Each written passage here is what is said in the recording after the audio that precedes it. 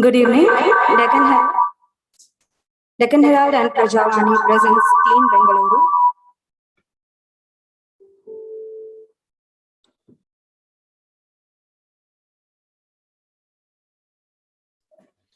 Good evening. Deccan Herald and Prajavani presents Clean Bengaluru, an initiative to create awareness and gather citizens' feedback on solid waste management problems in the city. Join our initiative to keep the city clean and garbage-free. This session will be moderated by Mr. Srinivas Alavalli, and the topic for today's session is Triad of Solid Waste Management. Srinivas is a citizen activist based in Bengaluru. He is also the co-founder of Citizens for Bengaluru and presently heads the civic participation wing of Janagraha. Over to you, sir.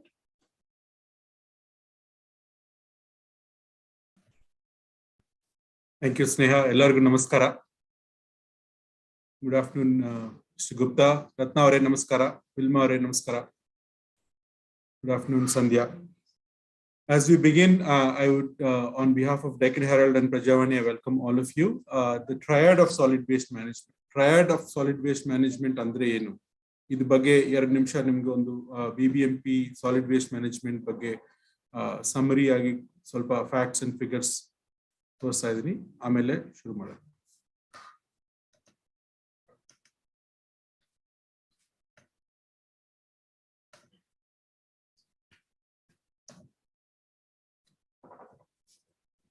Solid waste management ನಲ್ಲಿ main 3 different parts ಇರುತ್ತೆ. Segregation, waste segregation, ಆಮೇಲೆ collection of waste from the households and from commercial establishments, and finally processing. ಸಂಸ್ಕರಣೆ. If we do all these 3 things correctly, then our city would have solved the problem of solid waste management. BBMP has been working on this for many years, and many of you are familiar with it and work on different parts of it. Some of you work on all parts of it. Today in this discussion, we will understand how things are going in each of these parts. We try to have a discussion around these 3 different areas of solid waste management. A quick look at our city. Bengaluru Nagara, Dodda Nagara, very big city, 1.2 crore population, 1.3 crore population. We have 27 divisions, 198 wards, 18,500 Paura Karmikalu. So, Dodda city, a very, very big city that we have. So, the solid waste management problem is very big because of the number of people that live here. Sumaru 29 lakh households, 29 lakh homes are in Bengaluru. So, this is a huge challenge for any city to manage the waste generated by this many number of people. To solve this problem, BBMP over the years have created 7 wet waste processing plants, 13 biomethanation plants, and there is 1 sanitary landfill. Landfills used to be very common earlier. Landfills are closed agide, but we have 1 sanitary landfill. And this is the new way of doing solid waste management. Today's discussion, we will get information from the BBMP officials that are here on how things are going in terms of processing of the solid waste that we produce in this city. Something that we all should keep in mind as we begin this discussion. One of the largest cities in the world, Bengaluru, produces 2,600 tons of wet waste every day, 800 tons of dry waste. To collect all of this, we have 5,500 autos, 600 compactors from these 29 lakh households. A lot of people do not understand this very well, but out of all the waste that is produced, only 58% is produced by the homes, by people. The rest is produced by the commercial restaurants, business entities, wedding halls, all the other people, other entities that are not individual homes. This number is something that we've collected. I'm not 100% sure if it's correct, and I'm sure the BBMP officials will help us get their numbers. But sadly, only 36% of the waste is being segregated at source. Segregation is the single most important aspect of waste management in this city.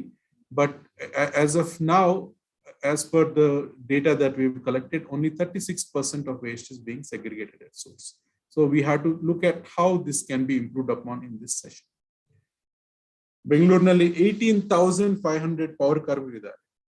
ಇವರು ತುಂಬಾ ಕೆಲಸ ಮಾಡ್ತಾರೆ. ಪೌರ ಕಾರ್ಮಿಕಾಸ್ are the lifeline of solid waste management of Bengaluru. And on this occasion I would like to say that ಬೆಂಗಳೂರಿನ ನಾಗರಿಕರ ಪರವಾಗಿ lockdown ಸಮಯದಲ್ಲಿ ಅವರು ಮಾಡಿದ ಧೈರ್ಯದ ಕೆಲಸಕ್ಕಾಗಿ ಬಿಬಿಎಂಪಿ ಎಲ್ಲಾ ಪೌರ ಕಾರ್ಮಿಕರಿಗಾಗಿ ನಾನು ಧನ್ಯವಾದ ಹೇಳಲು ಬಯಸುತ್ತೇನೆ.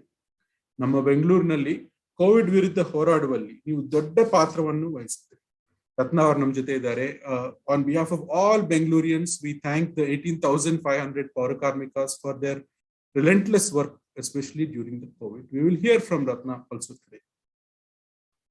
1,000 crores, this number also is, sometimes it is 1,100, sometimes 1,200, but 1,000 crores is spent every single year by BBMP for solid waste management. A lot of money is spent on managing this effort in terms of paying salaries, and money spent on transporting this collection after the waste is collected from the households. Per capita waste generation is 309 grams per house that we are producing as of today. Over the years, Deccan Herald and Prajavani have been covering solid waste management extensively. You will see headlines almost on a daily or weekly basis. Here are some big headlines from Deccan Herald and Prajavani just in the last 1 or 2 months that we collected. Finally, today I would like to get the insight from the Chief Commissioner of BBMP and the Special Commissioner on decentralized waste management. Can Bengaluru move towards a more decentralized model of waste management at a ward level? This is what we want to do going forward. So at this point, let me introduce my guests that have joined us here. So it's my honor and pleasure to invite Mr. Gaurav Gupta. Thank you for being here, sir. Mr. Gaurav Gupta is the Chief Commissioner of BBMP. Recording in progress. 1990 batch. And he was an electrical engineer from IIT Kanpur and also an MTech degree from IIT Delhi. In Government of Karnataka, he has held various positions across different departments from the year 1992 and is especially known for his work in the Commerce and Industries Department, IT and BT Department. Karnataka ಸರ್ಕಾರದ ಮಹತ್ವಾಕಾಂಕ್ಷಿ ಯೋಜನೆಯಾದ invest Karnataka ಕಾರ್ಯಕ್ರಮದ ಪ್ರಮುಖ ರೂವಾರಿ ಗೌರವ್ ಗುಪ್ತಾ ಅಂದ್ರೆ it's your pleasure. Thank you, sir, for being here. We look forward to having this conversation. ನಮ್ಮ ಜೊತೆ ರತ್ನ ಅವರಿದ್ದಾರೆ. ರತ್ನ ಅವರು ಬೆಂಗಳೂರು ಮಹಾನಗರ ಪಾಲಿಕೆ ಪೌರ ಕಾರ್ಮಿಕರ ಸಂಘದ ಪದಾಧಿಕಾರಿಗಳಿರುವ ರತ್ನ ಅವರು. She is the office bearer of BBMP ಪೌರ ಕಾರ್ಮಿಕ ಸಂಘ. ರತ್ನ ಅವರು KR ಪುರಂನಲ್ಲಿ ಪೌರ ಕಾರ್ಮಿಕರಾಗಿ ಸೇವೆ ಸಲ್ಲಿಸುತ್ತಾರೆ. She is working in KR Puram as a ಪೌರ ಕಾರ್ಮಿಕ currently. ಅವರು ಪೌರ ಕಾರ್ಮಿಕರ ಶ್ರೇಯಾಭಿವೃದ್ಧಿಯು ನಿಟ್ಟಿನಲ್ಲಿ ನಡೆದ ಸಾಕಷ್ಟು ಹೋರಾಟಗಳಲ್ಲಿ ಮಂಚೂಣಿಯಲ್ಲಿದ್ದಾರೆ. ಅದರಲ್ಲೂ ಪೌರ ಕಾರ್ಮಿಕರ ಶೋಷಣೆ, ಗುತ್ತಿಗೆ ಪದ್ಧತಿಯಲ್ಲಿ ಭ್ರಷ್ಟಾಚಾರ ನಿರ್ಮೂಲನ, ವೇತನದ ಬೇಡಿಗಳು, ಪೌರ ಕಾರ್ಮಿಕರ ಎದುರಿಸುತ್ತಿರುವ ಲೈಂಗಿಕ ಕಿರುಕುಳ, ಪೌರ ಕಾರ್ಮಿಕರ ಅಗತ್ಯ ಮೂಲ ಸೌಕರ್ಯಗಳನ್ನು ಕಲ್ಪಿಸುವುದು ಸೇರಿದಂತ ಪೌರ ಕಾರ್ಮಿಕರ ಸರ್ವತೋಮುಖ ಅಭಿವೃದ್ಧಿ ಸಂಬಂಧಿತ ಹೋರಾಟಗಳಲ್ಲಿ ರತ್ನ ಅವರು ಗುರುತರ ಪಾತ್ರ ವಹಿಸುತ್ತಾರೆ. But Ratna has been at the forefront of various struggles for dignified working conditions for Paura Karmikas. This includes various struggles that led to abolition of exploitative and corrupt systems, demands for living wages, against sexual harassment faced by Paura Karmikas, and provision of basic facilities for Paura Karmikas. So Ratna will be sharing her views on improving the solid waste management in our city. I welcome Mr. Sarfaraj Khan. Mr. Sarfaraj Khan is currently the Joint Commissioner of Solid Waste Management in BBMP. It won't be an exaggeration to say everybody associates solid waste management with him. Mr. Khan has been working on this for several years and introduced many reforms to improve the process of solid waste management in our city. Mr. Khan joined the government service over 2 decades ago and held various positions in different departments of state government. He's previously also worked as municipal commissioner in many cities of Karnataka and is also served to many various state department ministries in the past. Welcome, Mr. Sarfaraj Khan. Thank you for being here.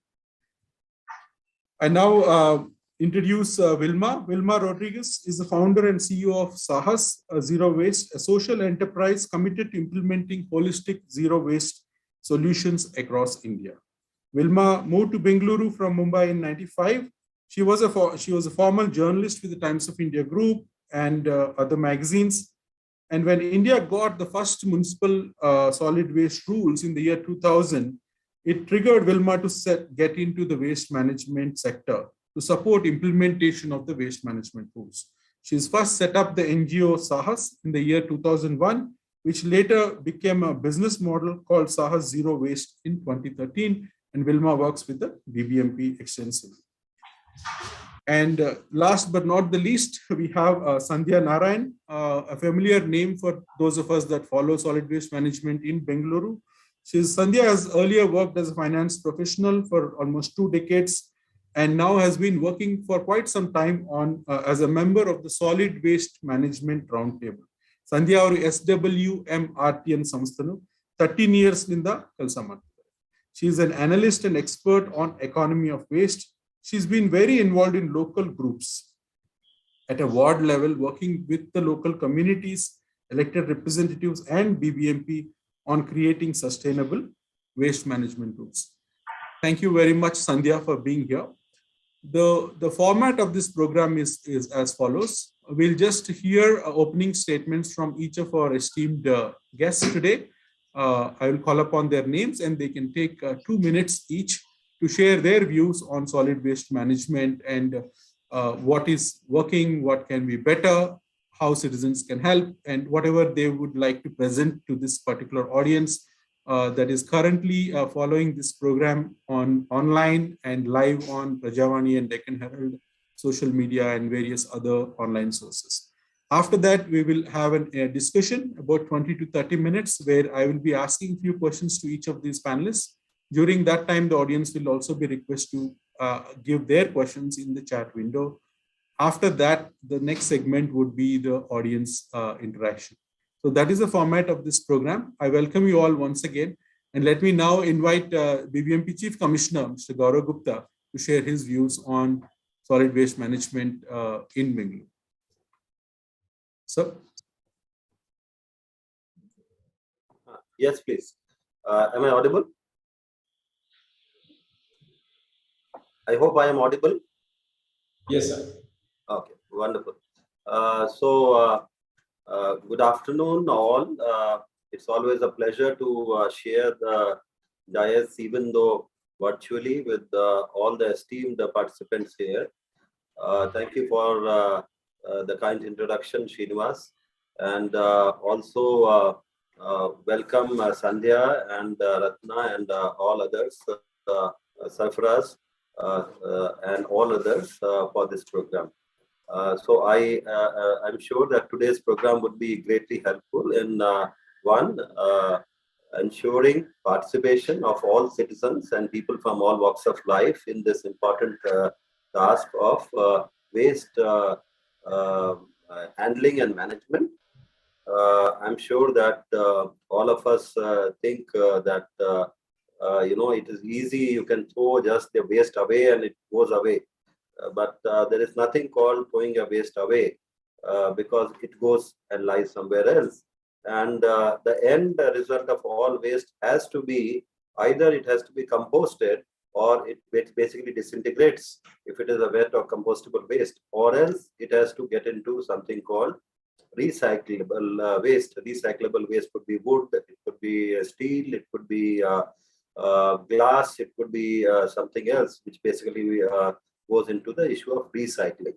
So primarily we have something called recyclable waste, and then there is something called compostable waste. And from the compostable waste, again, you can get into something called compost, which is again a fertilizer for the crops, and that also is useful and product by itself. So overall speaking, the economy of managing the waste is something called circular economy. And worldwide, this is a very important task. We have been interacting with a number of cities across the world. And, like we were talking to the city of Melbourne, and what they talked about was that there is almost 80% of waste is being recycled. So recycled or reused or something like that. So likewise, we need to do it even more. Now, we have to basically, if we are doing the recycling, and we have to do it is mandated in the solid waste management rules enunciated by the government of India that we should segregate waste. So there is segregation of waste which is required to be done at source, basically at where it emanates. And that segregation of waste into something called wet waste and dry waste has to be done. For separation, nothing much is required. It's basic education, and so many people have been working with us. Citizen groups, volunteers, experts who have been working with us from various walks of life. Some of you are present here. Some of you have been associated with us, but you may not have been there in this particular seminar or webinar. So what is important is that there should be active citizen participation. And this citizen participation basically helps in segregation. It also helps in supervising, say, for example, the pickup from the houses. And also it, I would say, ನಮ್ಮ ನಡುವೆ ನಮ್ಮ ಪೌರ ಕಾರ್ಮಿಕರ ಸಂಘದ ಪದಾಧಿಕಾರಿಗಳಿದ್ದಾರೆ, ರತ್ನ ಅಂತ ಹೇಳಿ. ನಾನು ಕನ್ನಡದಲ್ಲಿ ಮಾತಾಡ್ತೀನಿ. ಶ್ರೀನಿವಾಸ್, ಕನ್ನಡದಲ್ಲಿ ಮಾತಾಡ್ಬಹುದಲ್ವಾ? ನಾನು ಏನಕ್ಕೆ ಮಾತಾಡ್ತೀನಿ ಅಂದ್ರೆ, ನಮ್ಮಲ್ಲಿ ಇರ್ತಕ್ಕಂಥವ್ರು, I will try to mix the English and Kannada both, but ನಮ್ಮಲ್ಲಿ ಇರ್ತಕ್ಕಂಥವರಿಗೆ ಕೂಡ ಯಾರ್ಯಾರು ನಮ್ಮ ರಸ್ತೆಯನ್ನು ಸ್ವಚ್ಛವಾಗಿ ಇಟ್ಕೊಳ್ತಾ ಇದ್ದಾರೆ ಅವ್ರ ಜೊತೆಗೆ ಪರಿಚಯ ಇರಬೇಕು. ನಾನು ಕೆಲವು ವರ್ಷಗಳ ಹಿಂದೆ ಬರ್ಕ್ಲಿನಲ್ಲಿ ಒಂದು ಪ್ರೋಗ್ರಾಮ್ ಸಲುವಾಗಿ ಹೋಗಿದ್ದೆ, 2 ವಾರ ಅಲ್ಲಿ ಇದ್ದೆ. ಸೊ ಅಲ್ಲಿ ಪ್ರತಿಯೊಬ್ಬರು ತಮ್ಮ ಬಸ್ ಡ್ರೈವರ್ ಯಾರಿದ್ದಾರೆ ಆ ಬಸ್ ಡ್ರೈವರ್ ಹೆಸರನ್ನು ಗುರುತಿಸಿ ಅವ್ರಿಗೆ ದಿನನಿತ್ಯ ಗುಡ್ ಮಾರ್ನಿಂಗ್ ಟಾಮ್ ಅಂತ ಹೇಳಿ ಹೇಳ್ತಾ ಇದ್ರು. Tom was the name. So ಇದೇ ತರದ್ದು ಒಂದು ನಮ್ಮಲ್ಲಿ ಯಾರು ರಸ್ತೆ ಸ್ವಚ್ಛ ಮಾಡ್ತಾ ಇದ್ದಾರೆ ಅಥವಾ ಯಾರು ಪಿಕಪ್ ಅನ್ನು ಮಾಡ್ತಾ ಇದ್ದಾರೆ ಅವರುಗಳನ್ನು ಗುರುತುಪಡಿಸಿ, ಅಟ್ ಲೀಸ್ಟ್ ಕೆಲವರು, ಎಲ್ಲರೂ ಮಾಡ್ಲಿಕ್ಕೆ ಆಗೋದಿಲ್ಲ, ಆದ್ರೆ ಅವರ ಗುರುತುಪಡಿಸಿ ಅವರಿಗೆ ಡಿಗ್ನಿಟಿ ಆಫ್ ಲೇಬರ್ ಅನ್ನು ಕೊಟ್ಟು ಅವರಿಗೆ ರಿಕಗ್ನೈಸ್ ಅನ್ನು ಮಾಡಿ ಈ ತರದ್ದು ಮಾಡಿದರೆ it will be good, because then we associate them as doing the work for us. ಅವ್ರು ನಮ್ಗಾಗಿ ಕೆಲಸ ಮಾಡ್ತಾ ಇದ್ದಾರೆ ಅಂತೇಳಿ ನಮ್ಮಲ್ಲಿ ಒಂದು ಭಾವನೆ ಇರಬೇಕು. ಮತ್ತು ಅವರು ಮಾಡ್ತಕ್ಕಂಥ ಕೆಲಸವನ್ನು ಅವರು ಕೂಡ they are doing something called dignified work ಅಂತ ಹೇಳಿ ಹೇಳ್ತಕ್ಕಂಥದ್ದು ಇರ್ಬೇಕು. ಸೊ ಇದಕ್ಕೆ ಯಾರು ಬ್ಯಾಂಗ್ಳೂರ್ನಲ್ಲಿ ಹುಟ್ಟಿ ಬೆಳೆದವರಿದ್ದಾರೆ ಅವರಿಗೆ ಈ ವಿಷಯ ಬಗ್ಗೆ ಸಾಕಷ್ಟು ಮಾಹಿತಿ ಇದೆ ಅಂತಾನೆ ನಾನು ಅನ್ಕೊಂಡಿದ್ದೇನೆ.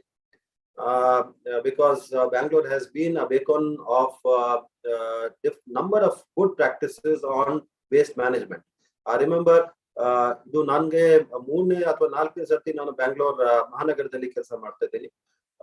ಫಸ್ಟ್ ನಾನು 94 ನಲ್ಲಿ ಕೆಲಸ ಮಾಡ್ತಿರುವಾಗ ಬಹುಶಃ ಇದು ಸಣ್ಣ ನಗರವಾಗಿತ್ತು, ಅಲ್ಲಿ ಅಷ್ಟು ಸಮಸ್ಯೆ ಇರ್ತಿರ್ಲಿಲ್ಲ.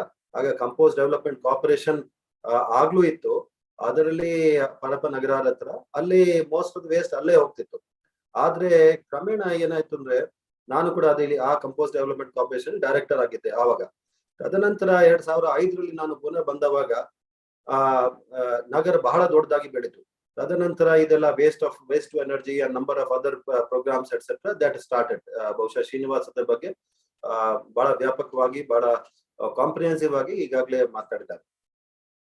So the issue is that as the city has grown, so has the problem of waste, and so has the transportation distances also. That has also grown. So 94 ನಲ್ಲಿ ನಮ್ಮಲ್ಲಿ ಕಾಂಟ್ರಾಕ್ಟ್ ಪೌರ ಕಾರ್ಮಿಕರು ಯಾರು ಇರಲಿಲ್ಲ, ಎಲ್ಲ ನಮ್ಮದೇ ಆದ ಪೌರ ಕಾರ್ಮಿಕರುಗಳು ಇದ್ರು. ತದನಂತರ 2005 ನಲ್ಲಿ ಬರ್ತಾ ಇರುವಾಗ ಅರ್ಧದಷ್ಟು ಕಾಂಟ್ರಾಕ್ಟ್ ನಲ್ಲಿ ಇರ್ತಕ್ಕಂಥವ್ರು ಬಂದ್ರು. ಈಗ most of the people that are working for Bangalore ಮಹಾನಗರ ಪಾಲಿಕೆ ಆರ್ ಕಾಂಟ್ರಾಕ್ಟ್ ವರ್ಕರ್ಸ್. ಆ ಕಾಂಟ್ರಾಕ್ಟ್ ವರ್ಕರ್ಸ್ಗೆ ಸಮಯಕ್ಕೆ ಅವರಿಗೆ ಸಂಬಳ ಸಿಗಬೇಕು ಅಂತ ಉದ್ದೇಶದಿಂದ almost 3 or 4 years back we started something called direct payment. So not through the contractor but directly debited to the account of the ಪೌರ ಕಾರ್ಮಿಕರ್ಸ್. ಸೊ ಅದೊಂದು ಲೇಬರ್ ವೆಲ್ಫೇರ್ ಅಥವಾ ಕಾರ್ಮಿಕರ ವೆಲ್ಫೇರ್ ಸಲುವಾಗಿ ನಾವು ಅದನ್ನು ಕ್ರಮವನ್ನು ಕೈಗೊಂಡಿದ್ದೀವಿ. We are taking up number of measures and Bangalore again is one of the leading cities in terms of ಪೌರ ಕಾರ್ಮಿಕ ವೆಲ್ಫೇರ್. ಸೊ ಪೌರ ಕಾರ್ಮಿಕ ವೆಲ್ಫೇರ್ ಸಲುವಾಗಿ ನಮ್ಮ ಕೊಲೀಗ್ ಆಗಿರ್ತಕ್ಕಂಥ ಸರ್ಫರಾಜ್ ಅವರು ಕೂಡ ಬಹುಶಃ ಕೆಲವು ವಿಷಯಗಳನ್ನು ಮಾತಾಡ್ತಾರೆ. ಅದೇ ರೀತಿಯಲ್ಲಿ citizen participation I recall Amitra Patel, she was very active at that point of time in 90s, and she led to something called solid waste management, a number of regulations from government of India and Karnataka, and thereafter lastly the formulation of solid waste management rules. Now solid waste management rules specify how the waste should be handled, how it should be processed, how it should be disposed, And all of it has been there. We are also enlightened by a number of judgments of the High Court and the National Green Tribunal. They have also been guiding us from time to time, and we have also been responsible to their suggestions and directions, etc. Also to the Pollution Control Board, the Central Pollution Control Board, and the State Pollution Control Board. All our plants are basically certified by them, and we are working in close association with them to make it happen. So on the issue of citizen participation, ನಾನು ಇಷ್ಟೇ ಹೇಳ ಬಯಸುತ್ತೇನೆ. Citizen participation ಸಲುವಾಗಿ ನಮ್ಮಲ್ಲಿ ಒಂದು central office ನಲ್ಲಿ ನಾವು resource person ಗುರುತು ಮಾಡಿದೀವಿ. ಸಂಧ್ಯಾ ನಾರಾಯಣ್ ಅವರು ಅದರಲ್ಲಿ ಅಸೋಸಿಯೇಟ್ ಆಗಿದ್ದಾರೆ. ಉಳಿದವರು ಕೂಡ ಬಹಳ ಜನರು ಇದ್ದಾರೆ. ಅದೇ ರೀತಿಯಲ್ಲಿ ಝೋನಲ್ ಮಟ್ಟದಲ್ಲಿ 8 ಝೋನ್ಸ್ ನಮ್ಮಲ್ಲಿ ಇದ್ದಾರೆ. ಬೆಂಗಳೂರು ಅಂದ್ರೆ ಮಹಾನಗರ ಅಂದ್ರೆ ಒಂದು ಕಾಲು ಕೋಟಿಗಿಂತ ಹೆಚ್ಚು ಜನಸಂಖ್ಯೆ ನಮ್ಮ ರಾಜ್ಯದೊಳಗೆ ಇರ್ತಕ್ಕಂಥದ್ದು ಇದೇ ಮಹಾನಗರದಲ್ಲಿ ಇರ್ತಕ್ಕಂಥದ್ದು. ಸೊ ಇಂತಹ ಒಂದು ಮಹಾನಗರದಲ್ಲಿ ಅದೊಂದೇ ಹೆಡ್ ಆಫೀಸ್ ಇಂದ ಕಂಟ್ರೋಲ್ ಮಾಡ್ಲಿಕ್ಕೆ ಆಗೋದಿಲ್ಲ. ವಲಯ ಮಟ್ಟದಲ್ಲಿ 8 ವಲಯ ಕಚೇರಿಗಳನ್ನು ಏರ್ಪಾಡು ಮಾಡಲಾಗಿದೆ. ಎಲ್ಲ most of the waste handling and disposal etcetera and billing and all that payment etcetera gets done at the zonal offices. Zonal office ನಲ್ಲಿ ಕೂಡ ಸಿಟಿಸನ್ ಕಡೆಯಿಂದ ಝೋನಲ್ ಕೋಆರ್ಡಿನೇಟರ್ಸ್ ಗಳನ್ನು ನಾವು ಗುರುತು ಮಾಡಿದೀವಿ. 27 ಡಿವಿಷನ್ಸ್ ಅವರ ಕೆಳಗೆ ಇರ್ತಕ್ಕಂಥದ್ದು. 27 ಡಿವಿಷನ್ಸ್ ನಲ್ಲಿ ನಮ್ಮ ಆಫೀಸರ್ಸ್ ಗಳು AWಗಳು ಅವರು ಇದ್ದಾರೆ. ತದನಂತರ ವಾರ್ಡ್ ಮಟ್ಟದಲ್ಲಿ ಇರ್ತಕ್ಕಂಥವ್ರು, ವಾರ್ಡ್ ಕೆಳಗೆ ಬ್ಲಾಕ್ ಮತ್ತು ಲೇನ್ ಮಟ್ಟದಲ್ಲಿ ಇರ್ತಕ್ಕಂಥ ವಾಲಂಟಿಯರ್ಸ್ ಅನ್ನು ಗುರುತು ಮಾಡ್ತಕ್ಕಂಥ lane volunteers, block volunteers. Block ಅಂದ್ರೆ 750 ಮನೆಗಳು ಇರ್ತಕ್ಕಂಥದ್ದು. ಒಂದೊಂದು ಬ್ಲಾಕ್ ನಮ್ಮಲ್ಲಿ ಆಟೋ ಟಿಪ್ಪರ್ಸ್ ವ್ಯವಸ್ಥೆಯನ್ನು ನಾವು ಮಾಡಿರ್ತೀವಿ. ಆಟೋ ಟಿಪ್ಪರ್ಸ್ ಅನ್ನು ನಿಮ್ಮ ಮನೆಗೆ ಹೋಗಿ ಮನೆಯಿಂದ ಅದನ್ನು ವೇಸ್ಟ್ ಅನ್ನು ಕಲೆಕ್ಟ್ ಮಾಡ್ಕೊಂಡು ಹೋಗ್ತಾರೆ. ಸೊ ಇದು ಒಂದು ಸ್ಥೂಲವಾಗಿರ್ತಕ್ಕಂಥ ವ್ಯವಸ್ಥೆ. ಬಹುಶಃ ಇವತ್ತು ಒಂದು ಸೀಮಿತವಾದ ಅವಧಿನಲ್ಲಿ we need to discuss, so I will stop it here. I'm sure Welcome back to you, sir. Yes, thank you so much. Thank you so much, sir. Mr. Afraj Khan, will you share your opening statement on this occasion, sir? So, good evening, respected Commissioner sir, co-panelist, Mr. Srinivas, and then all the people who are participating in this webinar. I would just like to take a few minutes to just take you back to the Bangalore city, which was about 5 years back. When I was brought here to handle solid waste management, there was rampant burning of garbage everywhere and garbage dumps everywhere. And then absolutely no Paura Karmikas. Paura Karmikas used to be seen in tattered clothes. So when we came here, suddenly, to my luck, I have been blessed with good commissioners, starting from Kumanak sir to Gaurav Gupta sir. They have been absolutely giving top priority to solid waste management. So that's the reason why we could bring in a change in last 5 years. First and foremost thing was to bring in the microplan, was the brainchild of BBMP with the help of citizen volunteers. It started off from Yelahanka Eco Group, then to Bangalore Eco Group. And of course, Sandhya Narayan ma'am was with me from the day one when we started off together in this program, Mr. Ramakant, and Mr. Allen and a group of people who we started off. We made a action plan which brought in transparency to BBMP, to the collection transport system, and then it was a very systematic approach wherein the houses were, we did a time and motion study where how much of autos were required, what is the amount of compactors, what amount of Paurakarmikas are required. We did an audit of all these things. And finally, when we took direct payment of Paurakarmikas, we knew that there were only about 18,000, whereas their billing was going away 200 crores was a saving to BBMP with that action that we took. Then simultaneously the auto tippers. There were no asker, no teller. They were claiming to be 6,000 auto tippers, but when we used the RFID card, we found that there were only about 4,000 auto tippers which are actually working. So, and then similarly with the compactors, there were about 150 to 200. So straight away 400 crores saving was there for the solid waste management department.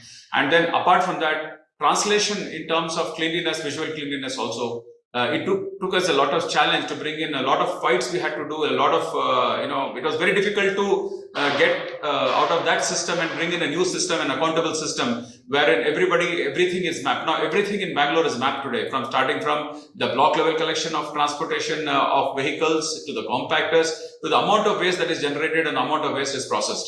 So yesterday also somebody was asking me from the media, they said, the GPS is not working. I said, doesn't matter. There are 3 other ways of verifying. The amount of waste is collected, the amount of waste which is reaching the BPA, this one also. The technology, there may be some lacuna in the technology, it may fail in some parts, but we have other 2-3 measures which we try to, see that the entire waste is processed.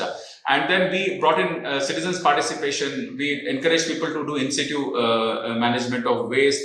And then our Honorable Chief Commissioner sir is very, very particular now that all the apartments, and shortly an order will be issued by sir for in situ management of apartments. That is one of the biggest demand of the citizens, that they should be empowered to do their own composting in the apartments, so that there are zero waste campuses. And in this regard, Sahas, Hasrudala, they've been doing a great job. They've been supporting us in this venture. They are giving support to people. Wherever I've asked them for their help, they have come forward and helped us in formulating. So this we have, if you see Bangalore 5 years back to now, people will understand the change that has undergone. But certainly if you see Bangalore, you may still see that people compare it with Indore. Indore is a small city compared to Bangalore. Bangalore is a city-state. It's a country by itself. It's twice the size of population of Switzerland, country of Switzerland. And then also the city grew. It was on steroids.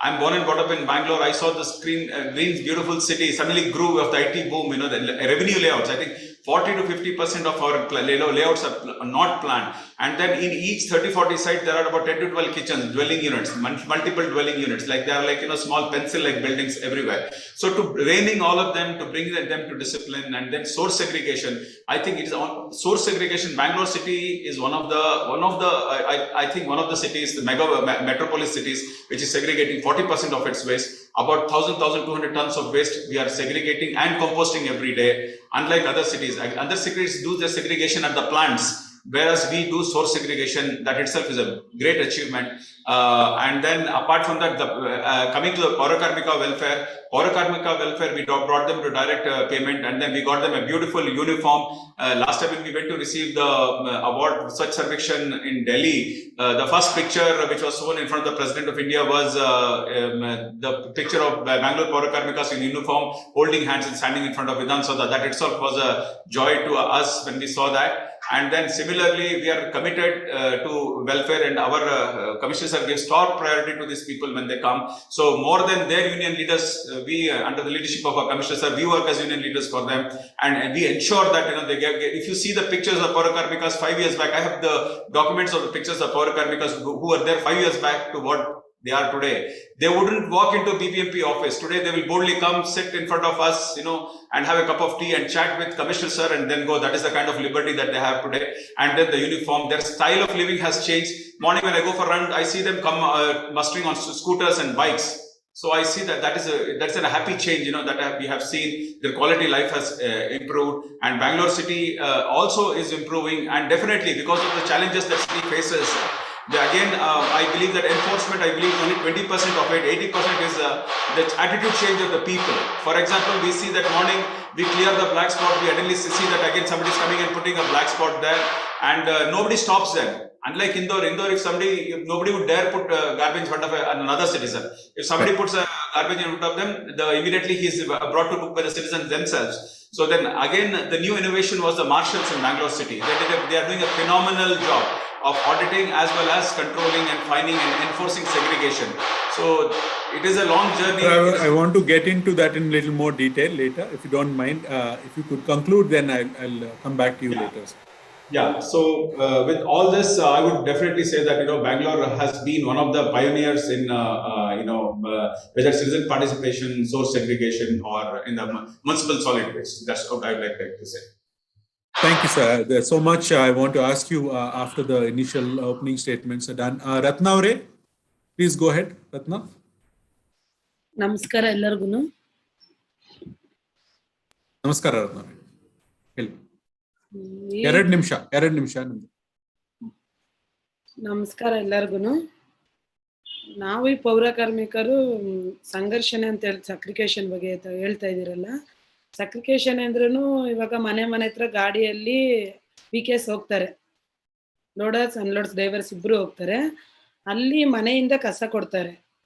ನಾವು point ಅವ್ರಿಗೆ ಮುಖ್ಯವಾಗಿ ಹೇಳ್ಬೇಕಾಗಿರೋದು ಏನು ಅಂದ್ರೆ, ಮನೆಯಲ್ಲಿ ಯಾಕೆ ನೀವು ಸುಮಾರು ನಾವು ಒಂದು 4 ವರ್ಷ 5 ವರ್ಷಕ್ಕಿಂತ ಮುಂಚೆನೆ ಇದು ಹಸಿ ಕಸ, ಇದು ಒಣ ಕಸ ಅಂತ ಹೇಳ್ಬಿಟ್ಟು ನಿರ್ಮತನೆ ಮಾಡಿದೀವಿ ಅಂತ ಹೇಳಿದೀವಿ. ಆದ್ರೂ ಅವರು ಗಾಡಿಗಳು ಹೋಗಿ ಮನೆ ಹತ್ರ ನಿಲ್ತಾ ಇದ್ರು ಅವರು ಸಗ್ರಿಗೇಷನ್ ಮಾಡಿ ಕೊಡ್ತಾ ಇಲ್ಲ. ಯಾಕೆ ನೀವು ಕೊಡ್ತಾ ಇಲ್ಲ ಅಂತ ಕೇಳಿದ್ದಕ್ಕೆ ಮತ್ತೆ BBMP ಕಾರ್ಮಿಕರು ಇದ್ದೀರಲ್ಲ, ನೀವು ಮಾಡಿ, ನಾವು ಕಾರ್ಮಿಕರು ಇದು ಕಾಸು ಕಟ್ತಾ ಇದೀವಲ್ಲ, ನಿಮ್ಗೆ BBMP ಇಂದ ಸಂಬಳ ಬರುತ್ತಲ್ಲ, ನೀವು ಮಾಡಿ ಅಂತ ಅವ್ರು ಹೇಳ್ತಾರೆ. ನಾವು ಕಾರ್ಮಿಕರೇ ಇದು ಯಾವ ತರ ಮಾಡಕ್ಕಾಗುತ್ತೆ? ಅವ್ರ ಮನೆಯಲ್ಲಿ ಅದು ಕೋವಿಡ್ ಟೆಸ್ಟ್ ಮಾಡಿದಿರೋ ಕಿಟ್ಗಳೆಲ್ಲ ಇರ್ಬೋದು, ಅದರಲ್ಲೇ ಆಗಿರ್ತಾರೆ, ಅವರು ಬೇರ್ಪಡಿಸಿರಲ್ಲ. ಅದನ್ನ ನಮ್ಮ ಕಾರ್ಮಿಕರೇ ತಗೊಂಡ್ಬಂದು ಬೇರ್ಪಡಿಸ್ಬೇಕು. ಅವ್ರ ಮನೆಯವರು ಯಾಕೆ ಅವರು ಬೇರ್ಪಡಿಸ್ತಾ ಇಲ್ಲ? ಸಕ್ರಿಗೇಷನ್ ಯಾಕೆ ಮಾಡ್ತಾ ಇಲ್ಲ?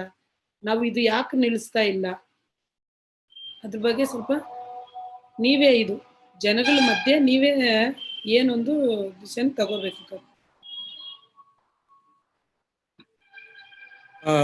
ಸರ್ಫರಾಜ್ ಖಾನ್ ಅವರು, ಗೌರವ್ ಗುಪ್ತಾ ಕಮಿಷನರ್ ಅವರು ಹೇಳಿದ್ರ ಬಗ್ಗೆ ಪೌರ ಕಾರ್ಮಿಕ ಅವ್ರ ಫೆಸಿಲಿಟೀಸ್, ಟಾಯ್ಲೆಟ್ಸ್ ಇದ್ರ ಬಗ್ಗೆ ಏನು ಮಾತಾಡ್ತೀರಾ?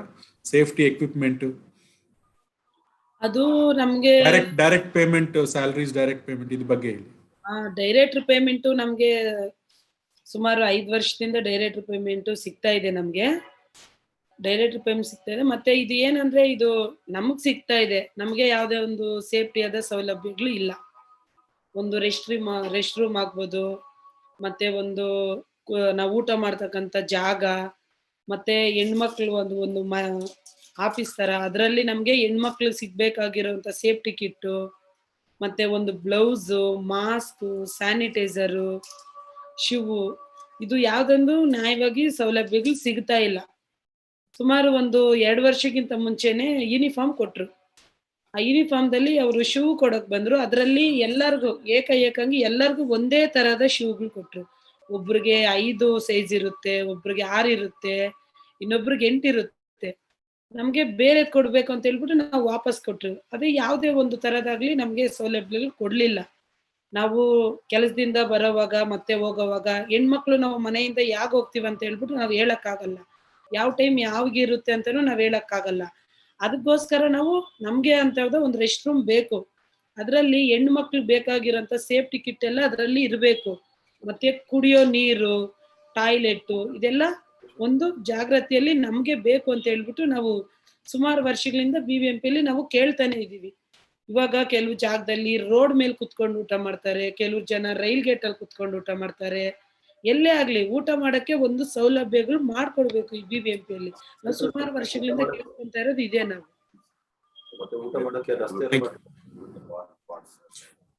Welcome. Thank you, Ratna Aure. So I'll give you a summary of what Ratna said for those of you that don't follow. But let me invite Sandhya now. Sandhya, you have your 2 minutes of your opening statement, please. Thank you, Srinivas. Thank you, Deccan Herald and Prajavani for having this webinar and bringing again solid waste management. It's never enough. How much we speak about it is never enough. And even though you all have always been featuring these articles, and I'm glad that you keep bringing it into public focus, it's good to have a platform like this to actually focus on SWM with all kinds of issues being brought up. For us, the issue of SWM is really a little beyond segregation, collection, and processing. It's about, all of us have been touched now in the last 2 years with the problem of the pandemic and how much it affects us when people fall sick.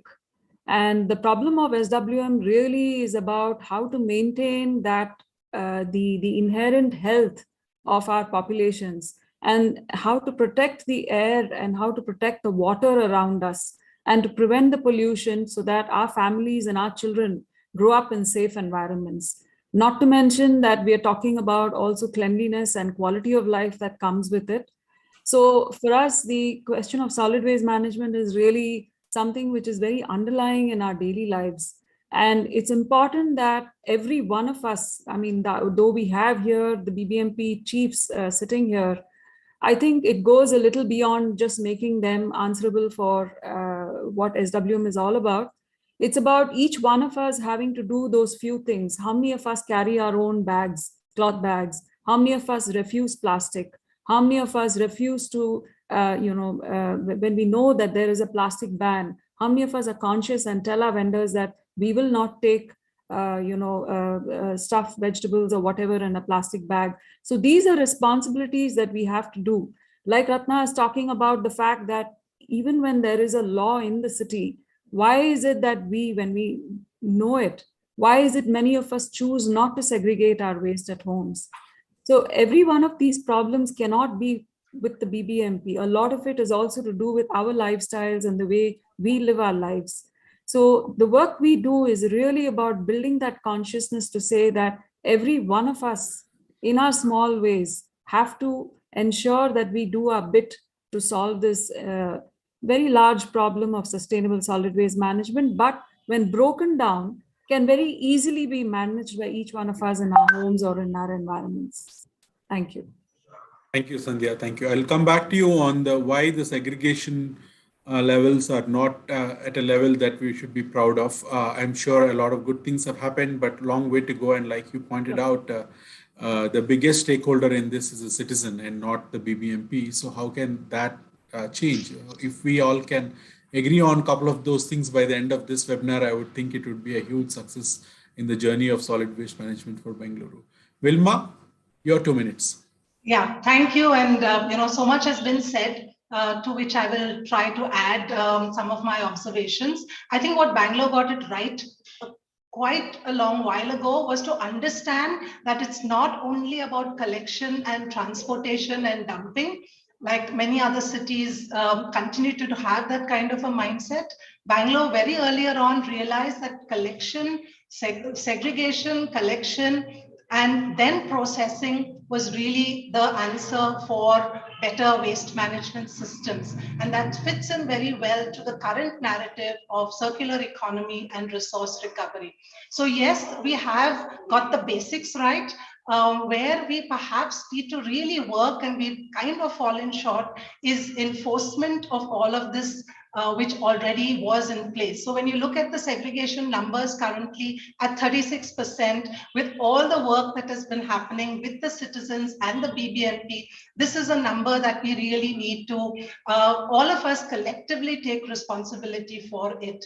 Also the fact that we do have a budget of 1,000 crores and that budget is put into place year on year. There is a kind of a question mark around accountability. So these are things that will give citizens confidence if there is the better understanding of how that money is being spent.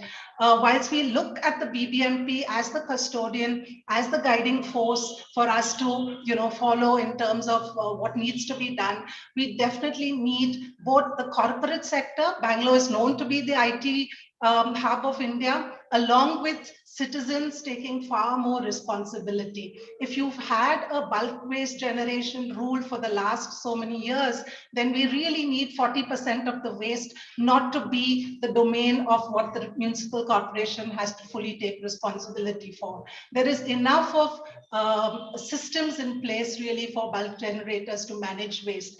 We need accountability for, say, the composters that are put on site.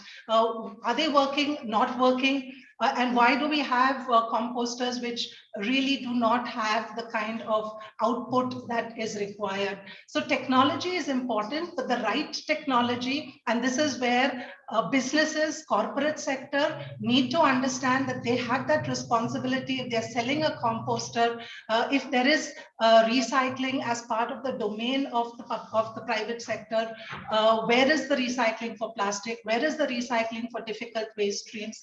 There needs to be answers from as much the other stakeholders in the system. Bangalore's had fantastic support from citizens, and that has been to a large extent also reflected from the reciprocity from the municipal corporation that has given space for dry waste collection centers, for processing, for decentralized to really become a way of life in terms of how we manage our waste. So decentralized systems in Bangalore is something which is unprecedented compared to any other city. But yes, there are gaps, and that's perhaps what we can discuss in the next few minutes. Thank you.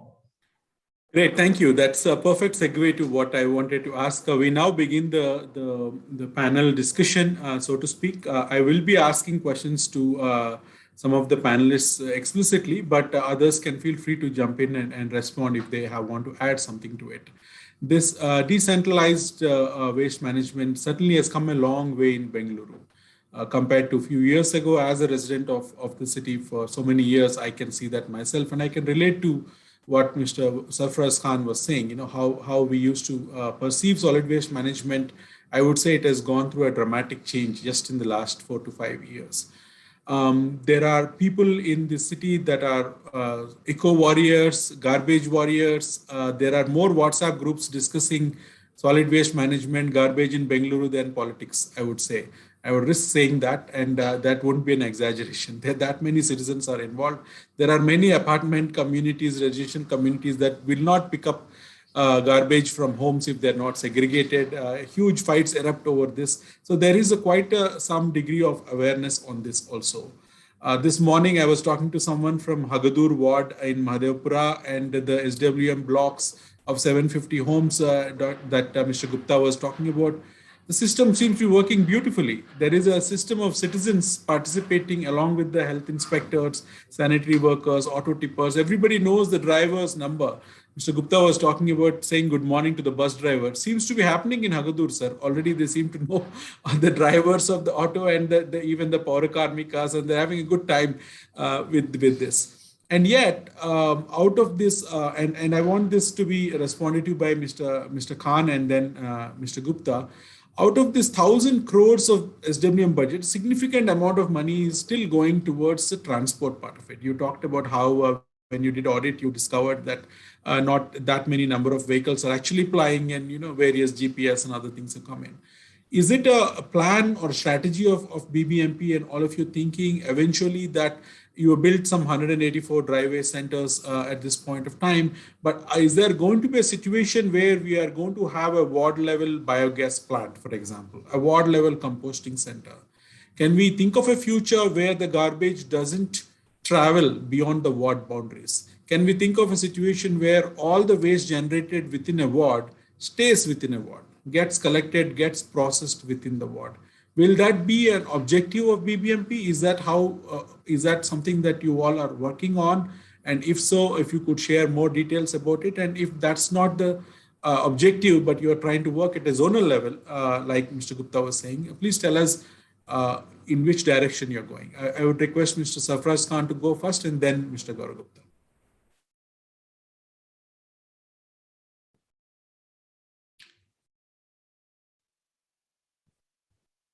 So basically, the strategy for Bangalore is ward level, then division level, zone level, and the city level. So the magnitude of municipal solid waste, like you said, it's more discussed than politics in Bangalore. It's not actually an exaggeration at all, because the amount of complaints we get from the communities of apartments on segregation itself is huge. Like, these are we try to solve this problem on a day-to-day basis. So looking at it, but it's easier said than done. Like, for example, in the ward level, we do not, the challenges is the places. We will not be getting places. Like, for example, there are restrictions to the amount of waste that could be processed in a ward level. For example, the city is very thickly populated. Maybe in the outskirts, it is feasible, but in a city like Bangalore, imagine an area like Shivaji Nagar, Majestic, these areas, it is impossible to have a processing plant. And then in my experience, any processing plant above 5 tons,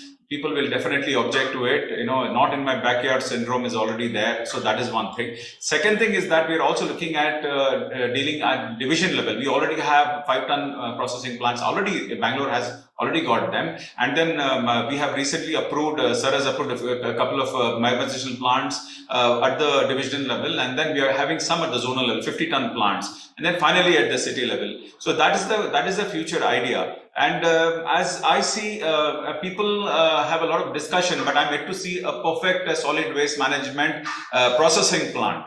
Other countries just burn, like China, Europe, they burn. Most of the countries burn their waste. All right. So biomethanization is a challenge for the kind of food or the kind of wet waste that we get. It is something which we are evolving.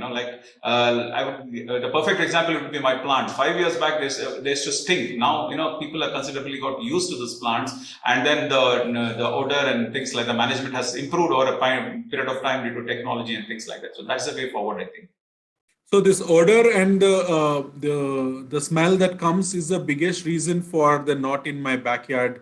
ನಮ್ಮ ಕಡೆ ಬೇಡ ಅಂತ ಇರು HSR layout ನಲ್ಲಿ ಒಂದು ಅಭಿಯಾನ ಇತ್ತು. Electronic city, I've noticed some citizens have opposed it and protested and all of that.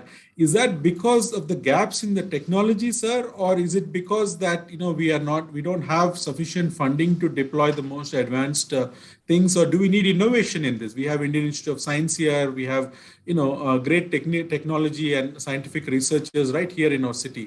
Have we thinking about how to find a small a 60 by 40 site level composting centers that don't smell, that don't stink, that don't cause any inconvenience to anyone? Has there been any attempts in that direction?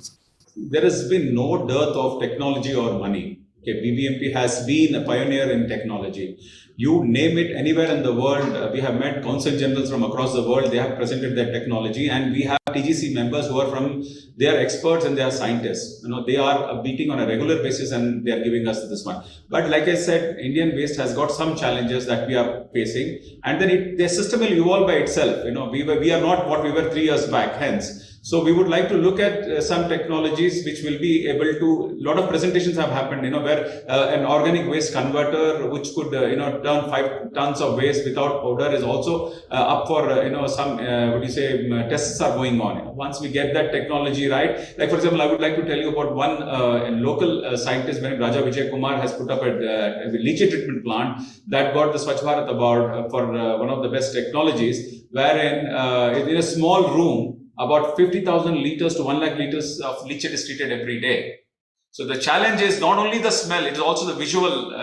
Nobody wants to have a garbage plant. Nobody wants to have a bin in front of his house. That's the syndrome. That has to go. Thank you. Thank you, sir. Mr. Gupta.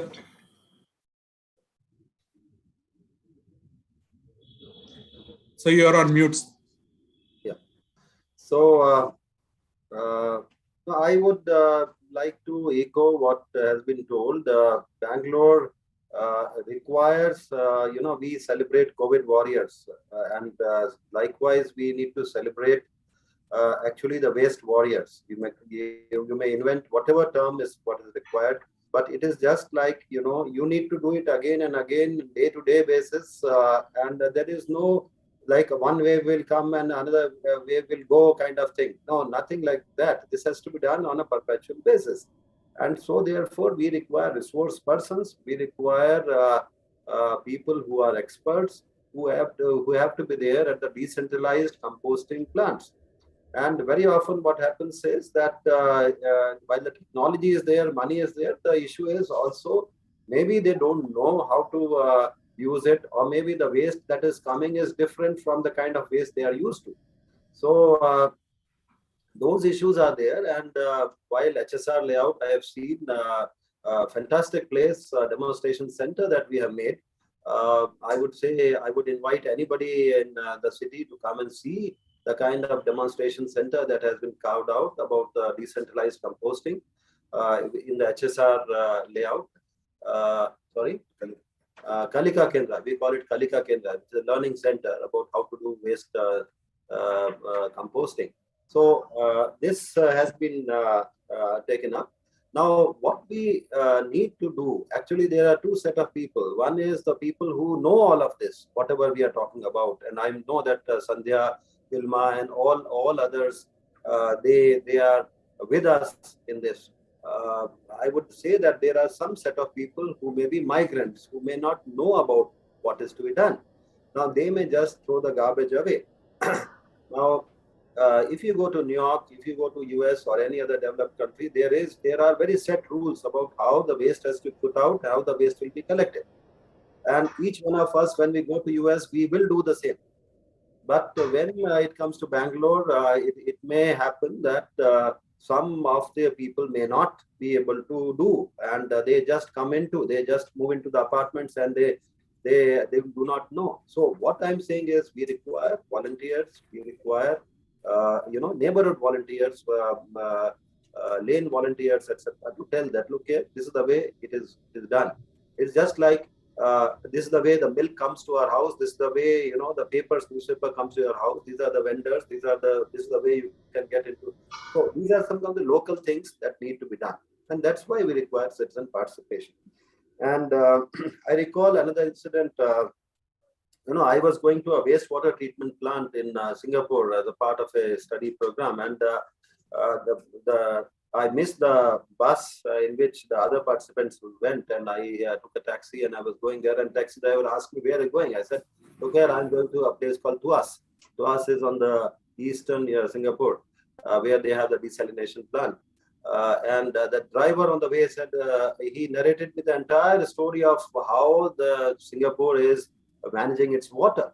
It is so much drilled into the minds of the people, or it stays in the mind of the people, that they have 4 national taps. This is the kind of water that comes in.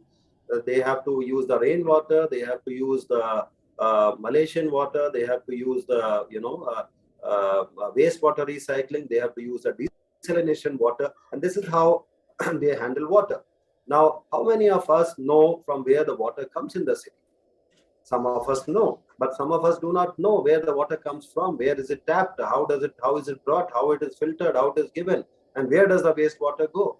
So what I'm saying is, I'm citing an example that we need to be conscious and aware and responsible citizen. For that, I would say Janagraha, for example, or organizations like Sahas and a number of others, they have to work with the people to create change champions, to create awareness among the people and how to take it forward.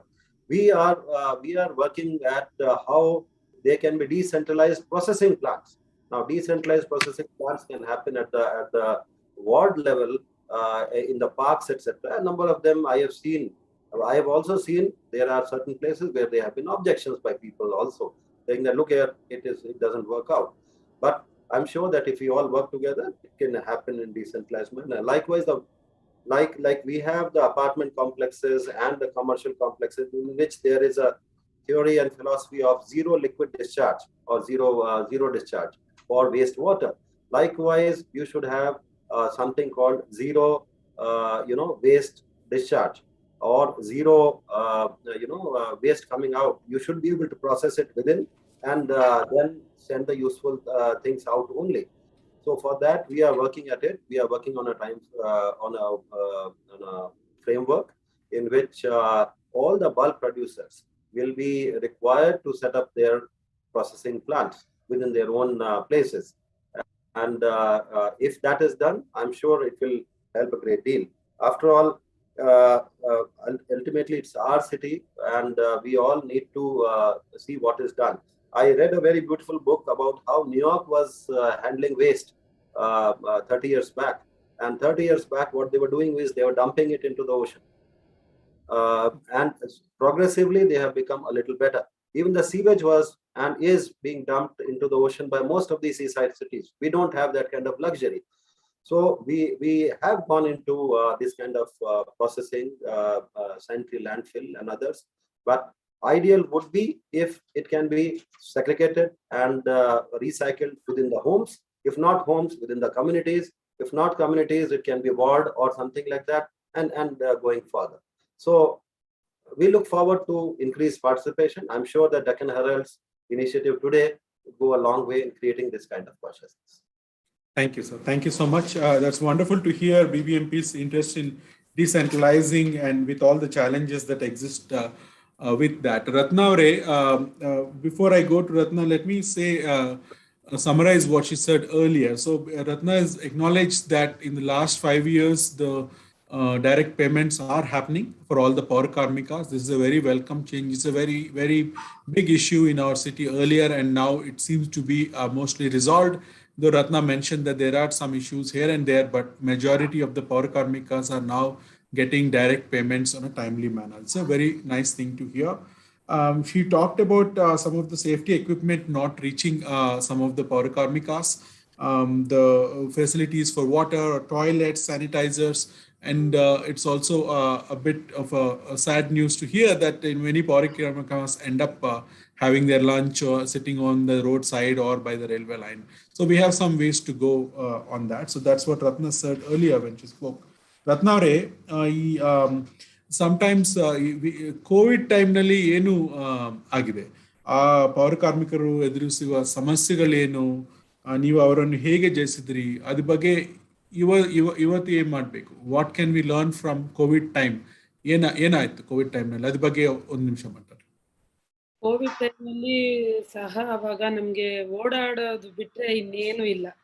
ನಮ್ಮ 2 ಕಾಲೇ bus, car, ಗಾಡಿ ಎಲ್ಲ.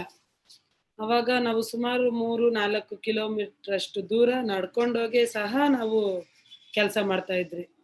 ಅವಾಗ ಸಮೇತವಾಗಿ ನಮ್ಗೆ ನೀರು ಇಲ್ಲ, ಒಂದು ಊಟನೂ ಇಲ್ಲ. ಆ ಟೈಮಲ್ಲಿ ನೀವು ವೆಹಿಕಲ್ ಚಾರ್ಜು ನಾವು ಮಾಡ್ತೀವಿ, ನಾವು ಕೊಡ್ತೀವಿ ಅಂತ ಹೇಳ್ಬಿಟ್ಟು ಈ BBMP ಕಡೆಯಿಂದನೂ ನಮ್ಗೆ ಹೇಳಿದ್ರು. ಕೋವಿಡ್ ಟೈಮಲ್ಲೂ ಸಹ ನಾವು ಕೆಲಸ ಮಾಡಿದೀವಿ. ದಾರಿಯಲ್ಲಿ ಬಿದ್ದಿದ್ದಾಗಿದ್ದ ಮಾಸ್ಕ್ ಇದು ಮತ್ತೆ ಮನೆಗಳ ಕಸ ಇದು ಪಡುವಾಗ ಸುಮಾರು ನಮ್ಮ ಪೌರ ಕಾರ್ಮಿಕರು ಕೋವಿಡ್ ಟೈಮುನು ನಾವು ಕೋವಿಡ್ ಅಲ್ಲೂ ಗೆದ್ದಿದ್ದೀವಿ. ಕೋವಿಡ್ ಅಲ್ಲೂ ನಾವು ಮೃತಪಟ್ಟ BBMP ಕಾರ್ಮಿಕರು ಇದ್ದೀವಿ. ಮತ್ತೆ ಕೋವಿಡ್ ಅಲ್ಲಿ ಹೋಗ್ಬಿಟ್ಟು ಕ್ವಾರಂಟೈನ್ ಅಲ್ಲಿ ಇದ್ದಿದ್ದ ಕಾರ್ಮಿಕರು ಇದ್ದೀವಿ. ಕೋವಿಡ್ ಟೈಮಲ್ಲೂ ನಾವು ಕ್ವಾರಂಟೈನ್ ಅಲ್ಲಿ ಇದ್ದು ಬಂದಿದ್ದಕ್ಕೂ ಸಹ ಕೋವಿಡ್ ಕ್ವಾರಂಟೈನ್ ಅಲ್ಲಿ ಇದ್ದು ನಾವು ಬಂದಿದ್ದೀವಿ. ಅದ್ರಿಗೂನು ನಮ್ಗೆ ಸಂಬಳ ಸಮೇತವಾಗಿ ಹಾಕಿಲ್ಲ, ಅದರಲ್ಲಿ ಸಮೇತವಾಗಿ ಕಟ್ ಮಾಡಿದ್ರು. ಮತ್ತೆ ಅದರಲ್ಲೇ ಮೃತಪಟ್ಟ ಸುಮಾರು ಕಾರ್ಮಿಕರು ಇದ್ದಾರೆ. ಕೋವಿಡ್ ಅಲ್ಲಿ ಮೃತಪಟ್ಟ ಕಾರ್ಮಿಕರಿಗೆ ತಲಾ 30 ಲಕ್ಷ ಪರಿಹಾರ ನೀಡ್ಬೇಕಂತ ಹೇಳ್ಬಿಟ್ಟು ನಾವು BBMP ಕಡೆಗೆಯಿಂದ ಸುಮಾರು ಹಲವಾರು ಸಲ ನಾವು ಹೇಳಿದೀವಿ. ಆ ಟೈಮಲ್ಲಿ ಸಹ ನಾವು ಕಷ್ಟಪಟ್ಟು ನಾವು ಅಲ್ದಿರ ನಮ್ಮ ಫ್ಯಾಮಿಲಿ ಜೊತೆಗೆ ನಾವು ಬೆಳಿಗ್ಗೆ ಎಷ್ಟು 4-4:15 ಸಹ ಮನೆ ಬಿಡಬೇಕು. ಮತ್ತೆ ಬೆಳಿಗ್ಗೆ 6 ಗಂಟೆಗೆಲ್ಲ ಹಾಜರ್ ಪಾಯಿಂಟ್ ಅಲ್ಲಿ ಇರಬೇಕು. ಮತ್ತೆ ಕೆಲಸ ಮುಗಿಸ್ಕೊಂಡು ನಡ್ಕೊಂಡೇ ಹೋಗ್ಬೇಕು. ಆ ಟೈಮಲ್ಲೆಲ್ಲ ನಾವು ಮತ್ತೆ ಕೆಲ್ಸಕ್ಕೆ ಬರ್ತೀವಿ, ವಾಪಸ್ ಮನೆಗೆ ಹೋಗ್ಬೇಕು. ನಾವು ವಾಪಸ್ ಮನೆಗೆ ಹೋದ್ರೆ ಅಲ್ಲಿ ವಯಸ್ಸಾಗಿರೋಂತಹ ನಮ್ಮ ತಂದೆ ತಾಯಿಗಳಿದ್ದಾರೆ, ಚಿಕ್ಕ ಮಕ್ಕಳಿದ್ದಾರೆ, ಎಲ್ಲರೂ ಇದ್ದಾರೆ. ನಾವು ಬಂದು ಈ ಕೋವಿಡ್ ಯಾವ ಟೈಮಲ್ಲಿ ಯಾವ ತರ ಬರುತ್ತೆ ಅಂತ ನಮಗೂ ಗೊತ್ತಿಲ್ಲ. ಅದರಲ್ಲೂ ಸಹ ನಾವು ಈ ಕೋವಿಡ್ ಟೈಮಲ್ಲಿ ಬಂದು ಕೆಲಸ ಮಾಡ್ಕೊಂಡು ಹೋಗಿದ್ದೀವಿ. ಈ BBMP ಕಡೆಯಿಂದ ನಮ್ಗೆ ಯಾವುದೇ ಒಂದು ನಮ್ಗಾಗ್ಲಿ ನಮ್ಮ ಫ್ಯಾಮಿಲಿಗಾಗ್ಲಿ ಯಾವುದೇ ಒಂದು ಸೌಲಭ್ಯಗಳು ಸಮೇತವಾಗಿ ಕೊಡ್ಲಿಲ್ಲ.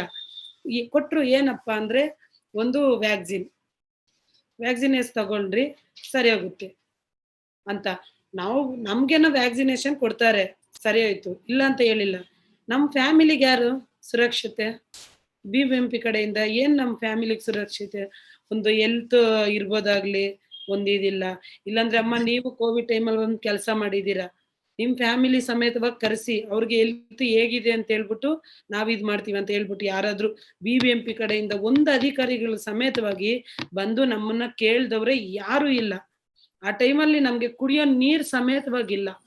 ಗೇಟ್ ಮುಟ್ಬಿಟ್ಟು ಹೋಗಿ ನೀರ್ ಕೇಳಿದ್ರು ಗೇಟೇ ನೀವು ಮುಟ್ಬೇಡ ಅಂದ್ರು. ಊಟ ನೀರು ಇಲ್ದಿರ ಬಂದು ಆ ಟೈಮಲ್ಲಿ ಸಮೇತವಾಗಿ ಕೋವಿಡ್ ಅಲ್ಲಿ ಗೆದ್ದು ನಾವು ಕೆಲಸ ಮಾಡ್ಕೊಂಡು ಇದೇ ನಾವು ಮತ್ತೆ ಮುಂದುವರ್ಸ್ಕೊಂಡು ಹೋಗ್ತಾ ಇದೀವಿ. ಆ ಟೈಮಲ್ಲಿ ಸಹ ನಾವು ಮಾಡಿ ಕೋವಿಡ್ ಅಲ್ಲಿ ಮೃತಪಟ್ಟ ಮಹಿಳೆಯರಿದ್ದಾರೆ, ಜೆಂಟ್ಸ್ ಇದ್ದಾರೆ, ಇದು ಅವ್ರಿಗೂ ಸಮೇತವಾಗಿ ಏನೋ ಒಂದು ನಿರ್ಧಾರನು ತಗೊಂಡಿಲ್ಲ ಈ BBMP ಕಡೆಯಿಂದ. ಅವ್ರಿಗೆ ಪರಿಹಾರ ನೀಡ್ಬೇಕು ಮತ್ತೆ ಅಂತ ಹೇಳ್ಬಿಟ್ಟು ನಾವು ಹೇಳ್ತಾ ಇದೀವಿ. Okay. Srinivas, I would like to react to this, Mr. Srinivas. Please go ahead, sir. Yeah. So I think she is talking in isolation anta kanisate, because I will tell you very clearly, the welfare of Paura Karmika was monitored by the Honorable High Court of Karnataka. All the Paura Karmikas were given buses. All the SWM team, including the Chief Commissioner sir, were working from morning 6 to late night.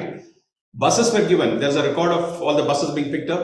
Food was given not only to the Paura Karmikas, to all the migrants who came in. All the 600 mustering centers were turned into food courts where people had not one time, multiple number of times food were given. 100 rupees was given as compensation every month. I think she let her deny that. 100 rupees was given into her account, in everybody's account. Walking doesn't arise at all. We had given last minute connectivity, buses, and 100 rupees to go back to their homes, including auto, a cycle or scooter or whatever they have. And then death compensation was immediately given, because on day-to-day basis, High Court was hearing this. The High Court judgments are there. I think all of you must have seen it. And then as regards quarantine, they were taken care of in BBMP hospitals and COVID care centers. Taken, in fact, in BIC center, one complete center was reserved for them, and then very, very good food was given to them. And then also, as is talking about not giving safety equipment, on the 14th of April, in front of Vidhan Sauda, all the safety gear, there are records, all the Paura Karmikas through the local MLAs have distributed masks, gloves, with a BBMP emblem and the uniform and everything. I don't know what she's talking about, and he's talking in isolation maybe. Then half a day leave. They only work for 1 hour. And first of all, their duty is not to lift waste. They're only there to sweep the streets. That's all. I don't know what she's talking about lifting the masks. That's not at all their job. So we have seen, I was on rounds. I have seen people having sanitary, sanitizer in their pockets. We made this one and gave. Britannia came. So many agencies came and we have distributed food kits to everybody at that particular period of time. I think she's in sync with reality, or maybe at that time she has not worked in BBMP or she was on leave. I don't know what she's trying to say. But I would definitely like to say, because this is on record, I'm not talking from on the BBMP point of view or anything like that, because it has been given, and the union leaders of BBMP would second my every word of what I'm saying. And then the death compensation, 1 day doesn't stay on anybody's table. Death compensation, and then to tell you there have been not more than 8 to 9 deaths, COVID-related deaths in BBMP, and what she's talking about, the number of deaths is certainly not true. And then we have the record of Paurakarmikas who are infected. You will be surprised to say it's not more than 100 who are asymptomatic patients, and they have been taken care of. They have been paid for the days they have worked. This looks very, very, I think probably she's talking in isolation or she's not in touch with reality. Thank you. Yeah, thank you for that, sir. So there are 18,500 of them, and it's possible that, and also we had multiple waves. There was an initial lockdown, and then there's a second wave, and all of that. I would say that, yeah. So thank you for clarifying those things. I really appreciate that.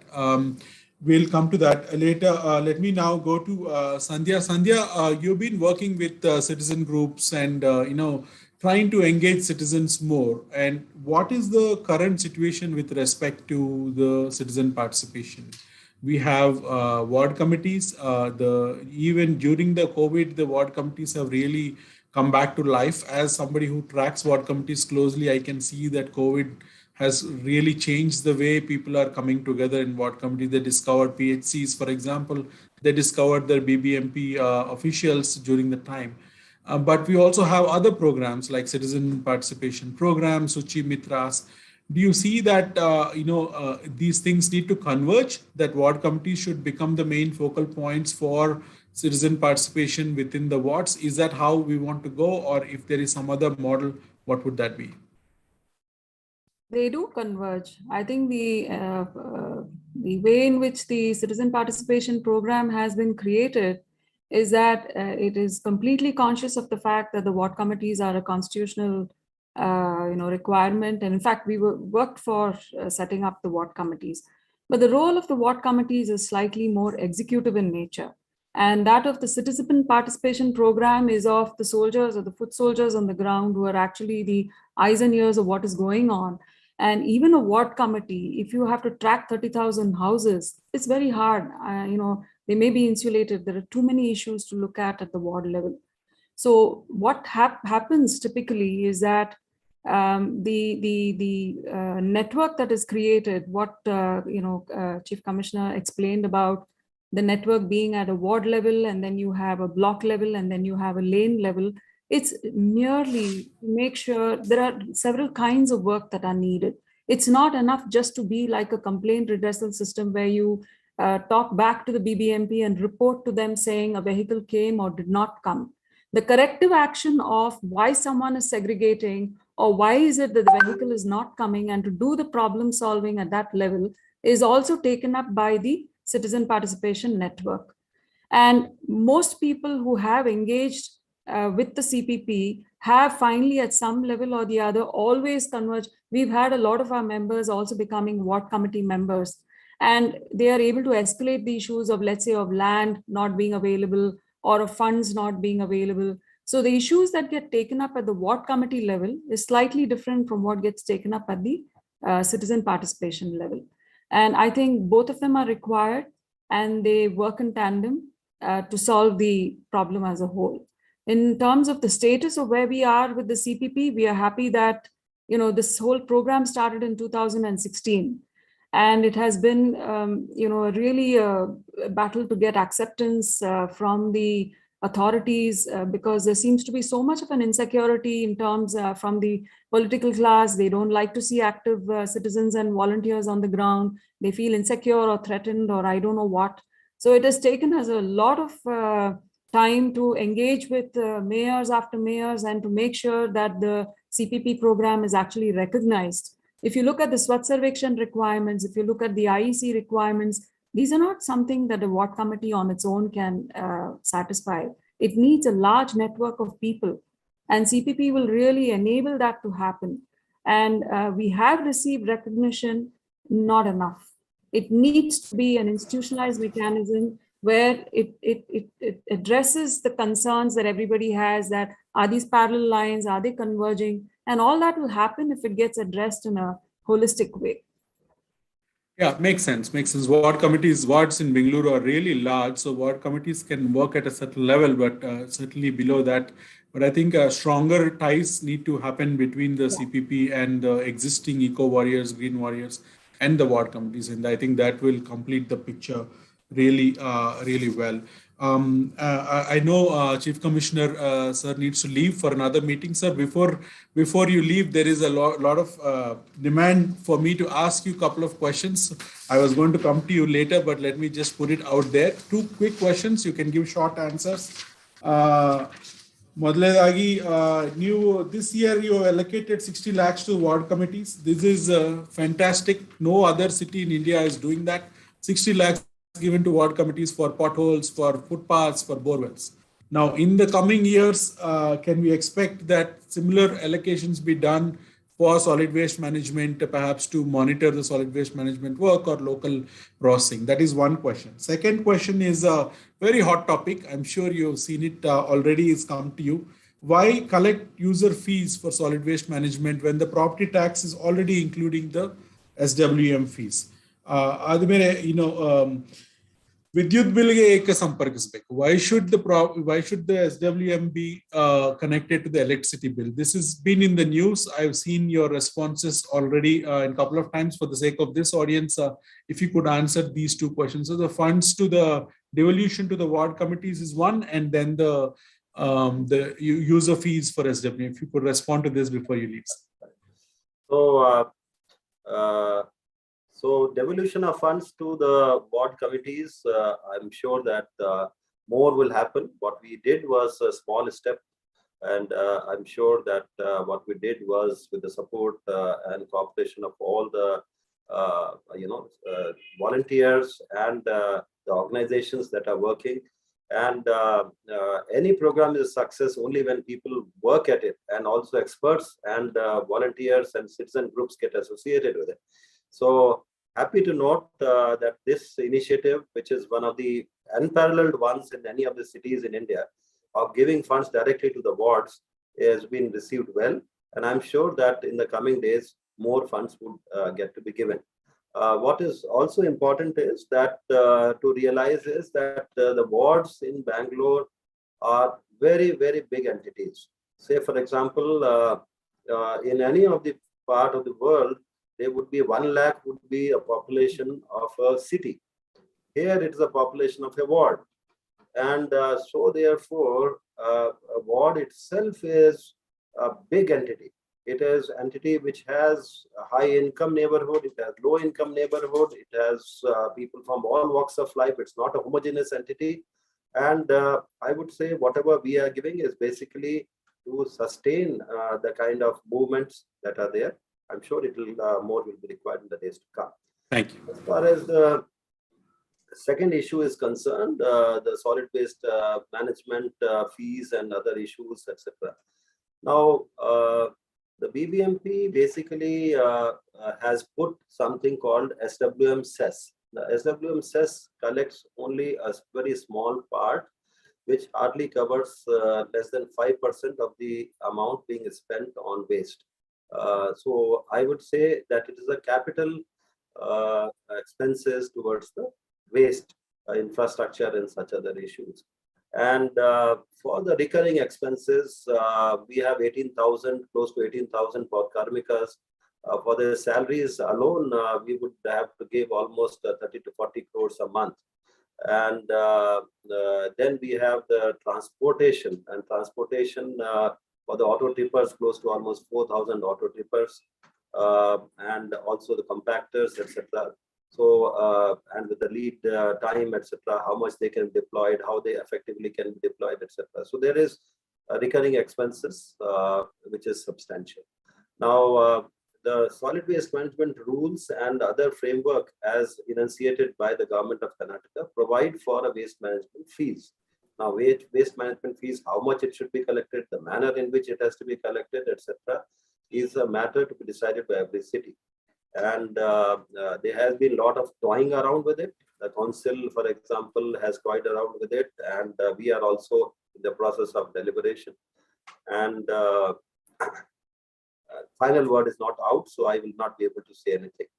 Yes, any kind of additional burden on the citizens is undesirable. We should not put it. But the issue is that BBMP has to manage its finances. I would only say that we had to learn from cities worldwide. Our sources of revenue, and Janagra, for example, has been doing a phenomenal job in understanding the municipal finances, city finances, etc. So our source of revenues has primarily been property tax linked, which is once a year. We do not have any kind of system by which there is some recurring kind of income. To cite an example, if you are eating in New York restaurant, in that case, you will be able to get a fraction of what you pay in the restaurant, which will accrue to the city government. Same thing happens, say, for example, in China, or even if you are investing something, a certain fraction of the investment or the turnover of the companies will accrue to the city government. Now, these are all ways by which you are having recurring income, which is indirect income to the state, to the city. Now, we need to work at it. I have been talking also at the national level, and I'm sure there's a debate at the national level as to how the municipal finances can be more secure. Not to say that we should not have transparency, not to say that we should not have effective and efficient means of use, but just to share with all of you, if you just Google and find out the size of New York City budget, I do not know how many know about it, but it is $95 billion. And what we have would be a small fraction of it. Now, I'm not saying that we can become New York, but I would only say that New York is half the population of Bangalore. So Bangalore is a big city, and we need to have additional sources of revenues so as to cover the kind of multifarious responsibilities. I would not like to impose any kind of burden on the people, but there has to be a healthy debate as to how it should be done. It is in all competence, the government and Government of India, the state government and the Council of BBMP have taken decisions in the past. And we are still playing with what is possible to be done. Thank you, sir. That's so heartening to hear that you see that the city finances need to be strengthened. And in fact, most of the taxes that we all pay end up being in the union and state government and do not come back into the city government, unlike other countries. And a share of GST is a fair ask for Bengaluru. And under your leadership and citizens' public demand, hopefully we will see that kind of thing happening soon, because as citizens, we all pay taxes every single day. Thank you so much, Mr. Gupta, for giving us your time and sharing your views. We really appreciate your time here this afternoon. Thank you. Thank you very much. It was a pleasure to be with all of you. Thank you. Thank you, sir. Wilma, let me come to you. This term zero waste. See, zero waste is something like, is it, I've been hearing it ever since I've heard about solid waste management, right? I worked a lot with Ramakant sir very early on, and he used to talk about that. And then Sandhya keeps talking about it. Many people talk about we are zero waste apartment, we are zero waste this, that. Is it really something that is going beyond sloganeering to actual reality? Are there any examples in India, in our country, where there is a city or a town that has achieved zero waste? If not, why not? And what is the way in which Bengaluru can get? Is it still a goal that you're working towards? Well, our organization is called Sahas Zero Waste, and this is something that we definitely believe in, because take a look, 60% of our waste is organic. Yeah, this is the goodness that nature has given us to us, so that we can put it back. We can get food cooked. We can get, through biogas systems, you can cook your food from the 60% of organic waste that we generate. Yeah, and this also includes all the beautiful leaves that Bangalore generates, its tree cover, etc. All of that adds to this wonderful resource. So 100% of our 60% of organic waste we can convert into great resources. And then you have the 33% or the 30% of paper, plastic, metal, glass. And all of it, if you include co-processing of the plastic waste, which is our non-recyclable plastic waste. Now, all of that is a resource which can be recovered. Again, 100%. Now, this is where we have to realize that in order to recover all these resources, there is an intense operational exercise that has to be done. There are about 10 different types of plastic. All of that plastic goes to different kind of recyclers. There are 5 different types of paper. All that goes to different types of recyclers. But all of that dry waste can be actually recovered in various different forms. So really you have 90% plus of waste, which has, if we manage the operations properly, and we have enough of recycling taking place, resource recovery of all of this materials is possible. And then, of course, you have the 7% of domestic hazardous waste, the SANI waste, which is there, which has problems. But sanitary waste also now you can look at proper incineration, and this is also where we need to talk to the manufacturers and bring SANI waste also under EPR, so that there are better resource recovery systems. So I am saying that it is possible for us up to 90% to really manage our waste, and then the 10% of waste can be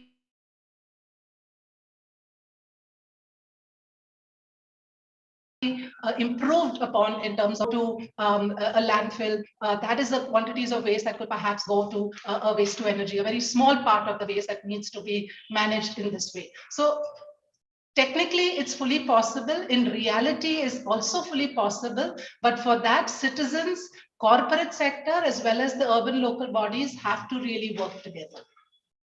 Great. Thank you. Thank you, Wilma. There are so many questions coming in and clock is ticking. So I'm under intense pressure, but it is only fair that we let Ratna Aure respond to Mr. Sarfaraz Khan's response to her intervention. So Ratna Aure, sir helidaga, so you must have got the information by now. In the interest of time, helakagalla, but ನೀವೇನು ಹೇಳ್ತೀರಾ ಅದ್ರ ಬಗ್ಗೆ? ನಾನು ಹೇಳೋ ಪ್ರಕಾರ ಸರಿ, ನಮ್ಮ ಮೇಲ್ಪಟ್ಟ ಅಧಿಕಾರಿಗಳು ಅವ್ರು ಹೇಳಿದ್ರು, ನಾವು ಒಪ್ಕೊಂತೀವಿ. ಸುಮಾರು ವಾರ್ಡ್ಗಳಲ್ಲಿ ಆಗಿದೆ, ಸುಮಾರು ವಾರ್ಡ್ಗಳಲ್ಲಿ ಆಗಿಲ್ಲ. ಅದು ಅವರೇ ತನಿಖೆ ಮಾಡ್ಲಿ, ಇಲ್ಲ ಅಂತ ನಾವ್ ಹೇಳಿಲ್ಲ. ಅದು ನಾವೇನ್ ಹೇಳ್ತಾ ಇದ್ರಂದ್ರೆ, ಈ ಮೇಲ್ಪಟ್ಟ ಅಧಿಕಾರಿಗಳು ನಾವು ಮೃತಪಟ್ಟಲ್ಲ, ಅವರು ಯಾರೊಬ್ರಿಗೆ ಅವರು ಪರಿಹಾರ ನೀಡಿದ್ದಾರೆ. ನಾವ್ ಏನೊಂದು ಬೇಕಂದ್ರು ಈ ಕೋವಿಡ್ ಟೈಮಲ್ಲಿ ಕಾರ್ಮಿಕರಿಗೆ ಇದೆಲ್ಲ ಬೇಕು ಅಂತ ಹೇಳ್ಬಿಟ್ಟು ಹೈಕೋರ್ಟ್ ಅಲ್ಲಿ ಕೇಸ್ ಹಾಕಿದೆ ನಮ್ಮ ಸಂಘಟನೆ. ನಾವ್ ಏನೊಂದು ಪಡ್ಕೋಬೇಕಂದ್ರು ನಾವು ಹೋರಾಟ ಮುಖಾಂತರ ನಾವು ಪಡ್ಕೊಂತ ಇದೀವಿ. ಇವಾಗ ಬೇಕಂದ್ರೂ ಹೈಕೋರ್ಟ್ ಮೂಲದಿಂದಾನೆ ಇವಾಗ ಬೀದಿಯಲ್ಲಿ ಒಂದ್ ನೀರ್ ಬೇಕಂದ್ರೂ ಹೋರಾಟ ಮಾಡಿ ಪಡ್ಕೋಬೇಕು, ಮತ್ತೆ ಕೋರ್ಟಲ್ಲೂ ಹೋರಾಡ್ಬಿಟ್ಟು ಏನಾದ್ರು ಒಂದು ಬೇಕಂದ್ರೆ ನಾವು ಪಡ್ಕೋಬೇಕು. ಕೋವಿಡ್ ಅಲ್ಲಿ ತೀರ್ಕೊಂಡಿರೋರಿಗೆ ಈ BBMP ಮೇಲ್ ಅಧಿಕಾರಿಗಳು ಯಾರೊಬ್ರಿಗೆ ನಷ್ಟ ಪರಿಹಾರ ನೀಡಿದ್ದಾರೆ. Thank you. I think, sir, we can probably leave it at that. And, I think there is obviously in such a large city with so many employees, and there can be some things that will probably brought into your notice. So I'm sure Ratna Aure ನೀವು ಭೇಟಿ ಮಾಡಿ sir ಜೊತೆ ಕೂತ್ಕೊಳ್ಳಿ, discuss ಮಾಡಿ. Sir, Mr. Khan, there's a question from Mr. Ramakant sir, who I'm sure you know quite well for all his work that he's been doing. The question is about the landfills that BBMP have stopped using. We had the Mavalipura, we had the Mandur, and now, thankfully, after a long time, those things have been closed. But what is being done to rehabilitate and, clean up those places so the people there no longer suffer? BBMP has made commitments to that extent. Is that something that you're working on? And in the same vein, are you going to stop creating new landfills going forward because dumping Bengaluru's waste outside Bengaluru is no longer seen as a viable option. So if you could talk about the closed landfills as well as any future direction towards landfills. Now, as regards Bellarli and Bidganhalli, one of the landfills is closed. Bellarli is closed now. So we have started the bioremediation there. We are working on that. And then as regards Mandur, we already have called tenders in the final stages of cleaning it up. The challenges we face is that there are multiple agencies involved. Every time a BVP calls tenders, there are 4 or 5 interested parties. The one fellow doesn't get it, the other 4 go to the court, and this fellow gets it. So this is going on for the last 5 years. So we have now requested the government to create the tender document so that they give us the document based on which we call for tender. That is one of our challenges, where we get delayed. I think citizen volunteers also had told the High Court that they should protect us and give protection to the officers who are getting this kind of work. Getting this kind of work done. Secondly, BVMP's policy is not, I think I have repeatedly told Mr. Ramakant that it is not our policy, but what options do we have? This is my question. What options do we have? See, like I said, do we need to people, if you don't shift the garbage, people start burning the garbage every now and then. But we have been doing it, and my BVMP's policy is that another 1 or 2 years from now, we'll have 0 landfills. In fact, yesterday I visited a landfill at Ullalli, which is going to be landfill for inerts. So that is permitted by law. Sanitary landfill. We are processing the waste and we are doing it. We are doing it. It's a challenge. There are just a couple of people here, 5-6 people who are working on it, because ultimately we are the jockeys on the road who are fighting it out every day. Suggestions, you can have hundreds of suggestions. Implementation is a very difficult task. We are doing it. We face a lot of problems with the local citizens. And you yourself know that how difficult it is to get people segregated there. For example, I'll tell you, in a neighborhood, I was called by one of the apartment owners. I said, you please segregate and you compost your own waste. One lady comes to me and said, Mr. Khan, somehow, she must have done it wrongly. She saw some insects in the compost. And she said, you please take your waste. I'm not bothered about your composting and things like that. I'll pay you whatever money you want. You take the waste and get away from here. This is the response. See, what happens is, it is very romantic to say composting your waste, hage madi, hige madi, ellanu madak sadhyateಗಳಿದೆ. Plant alli yaar implement ಮಾಡ್ತಾರೆ, ಯಾರು ತೊಂದರೆ ಆಗುತ್ತಲ್ಲ ಅವರಿಗೆ ಗೊತ್ತಾಗುತ್ತೆ ಕಷ್ಟ. We are doing it. It is not that I am myself, the entire team of SWM and BVMP is against landfill. We would like to make it history very soon. That's a wonderful thing to hear. So your entire BBMP is against the landfills.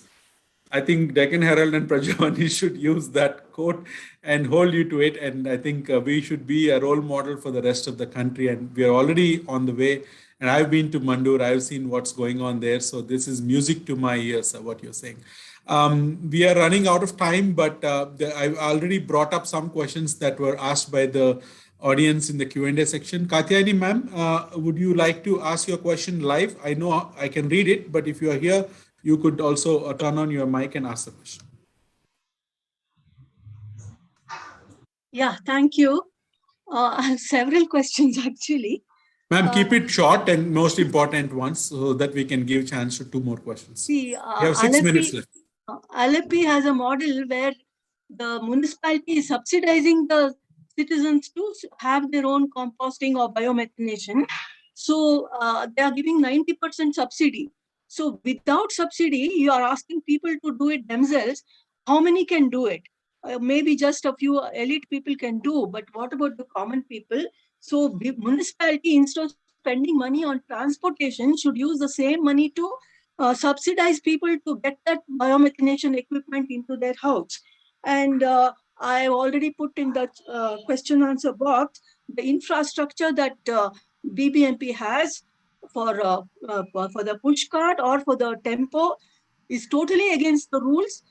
It is allowing the waste pickers to handle the garbage by hand, which is totally against the rules. You don't have the infrastructure to handle the garbage hygienically, and you are not even copying the indoor model or any other model. And this is going on since 12 years, though High Court ordered that garbage should not be visible to the public. Garbage should not be exposed to the environment or be seen on the ground. Where is your infrastructure managing that? And then a High Court order is there to set up 198 local processing centers, and Indore has, I think, set up more than 1,000 biomethanation plants. So I don't see why our CA sites and all should not be acquired and this local processing started. Then the workers' welfare, it's not just enough to give them the money by through their bank account. What about the entire facilities that they're supposed to get through the Contract Labor Act, the restroom, the toilet, and all those things, and the institutional monitoring. Why, ma'am? Yes, ma'am. I think we understood, ma'am. I will just one more point. Yes. Point. The infrastructure you require is also the secondary waste collection centers, which is the only way you can reduce the black spots. That also you have not implemented. And I request the panelists to make notes on these things, whichever they want to respond, because I'm going to ask 2 or 3 more citizens to bring their questions, and then we can respond and close the evening. Ramakant sir, you're still here.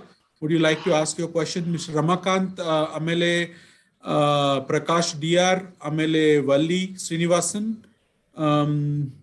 Bharati Prabhu. I'm reading out some names. If you are here, please unmute your mic and ask your questions. Ramakant sir.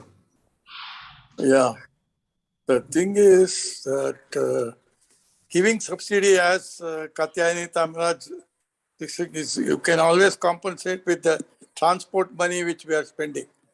And we save pollution also, and also traffic. So many are exposed, this one will be there. So it is better, they should have a policy of subsidizing this biogas plant, individual biogas plants, and also individual composter. Composter doesn't cost much. At least there something could be done. We should be encouraging that, so that every house, as far as possible, will have the processing themselves. So we save money on transportation. Same case with dry leaves also.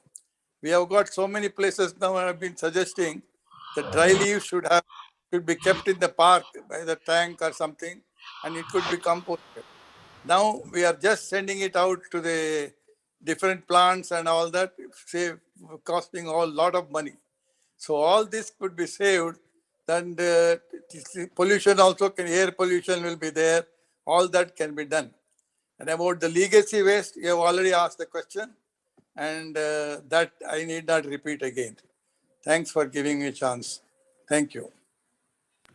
Thank you, sir, for that question. I'll get the response for you. I now invite Valli Srinivasan, Amele, Dr. Keshav Kumar, Bharati Prabhu, and Christopher Cruz. These are the next 4. Request you to keep it really short, 30 seconds, please. Valli.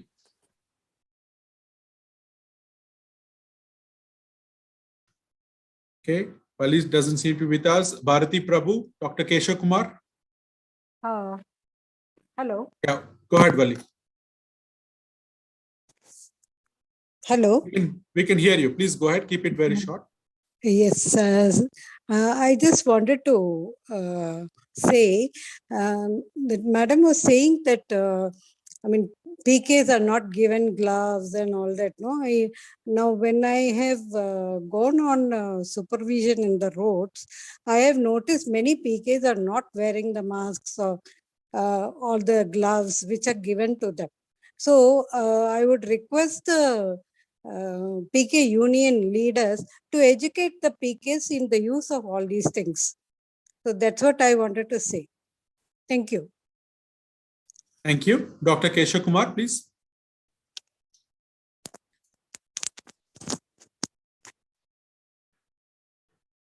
Ratna avare last question paravagi ನೀವು answer ಮಾಡಿ ಆಮೇಲೆ. Mr. Dr. Keshav Kumar, sir, you're here. Okay, Christopher Cruz. Christopher, you're here. Please go ahead. You need to unmute.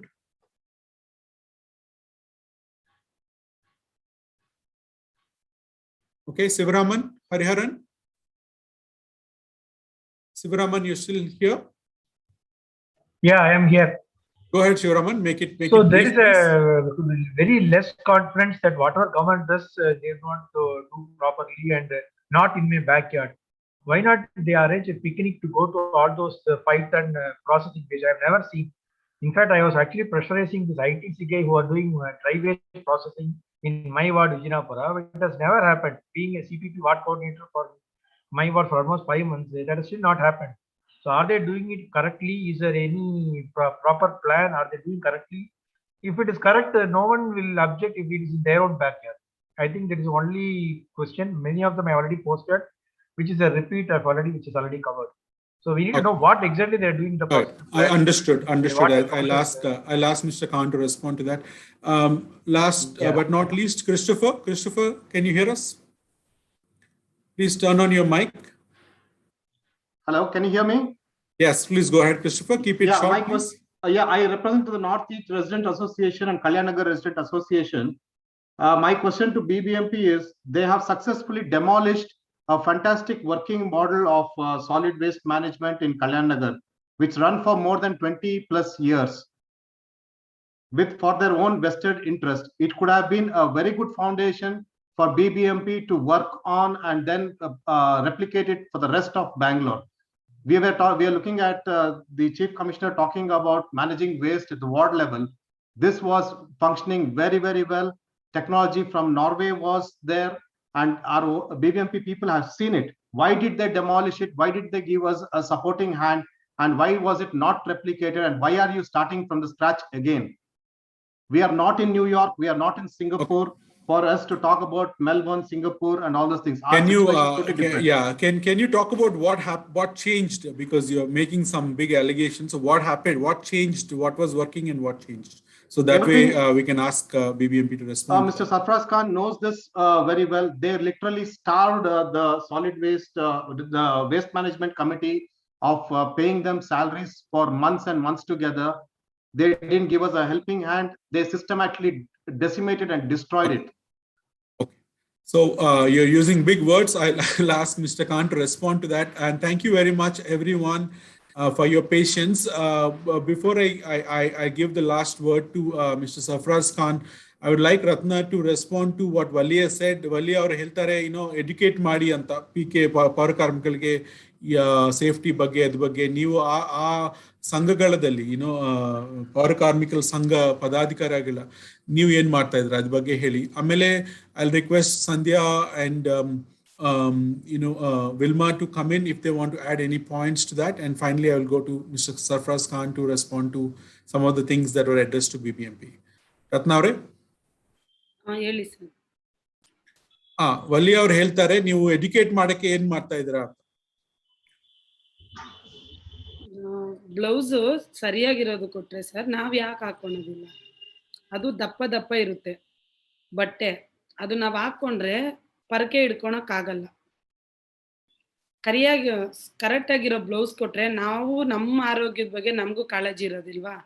ನಮ್ಮ ಪ್ರಾಣದ ಬಗ್ಗೆ ನಮಗೂ ಭಯ ಇರುತ್ತೆ ಸ್ವಲ್ಪನಾದ್ರೂ.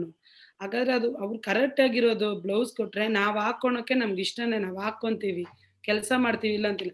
ಬರೀ ಬಗ್ಗುಡ್ಸೋ ಪರ್ಕೆದಲ್ಲಿ ನಾವ್ ಇಟ್ಕೊಂಡ್ರು ಆಗಲ್ಲ. ಕೋಲಾದ್ರೂ ಆದ್ರೆ ನಿಂತ್ಕೊಂಡು ಹಿಂಗ್ ಇಟ್ಕೋಬಹುದು, ಗ್ರಿಪ್ ಸಿಗುತ್ತೆ.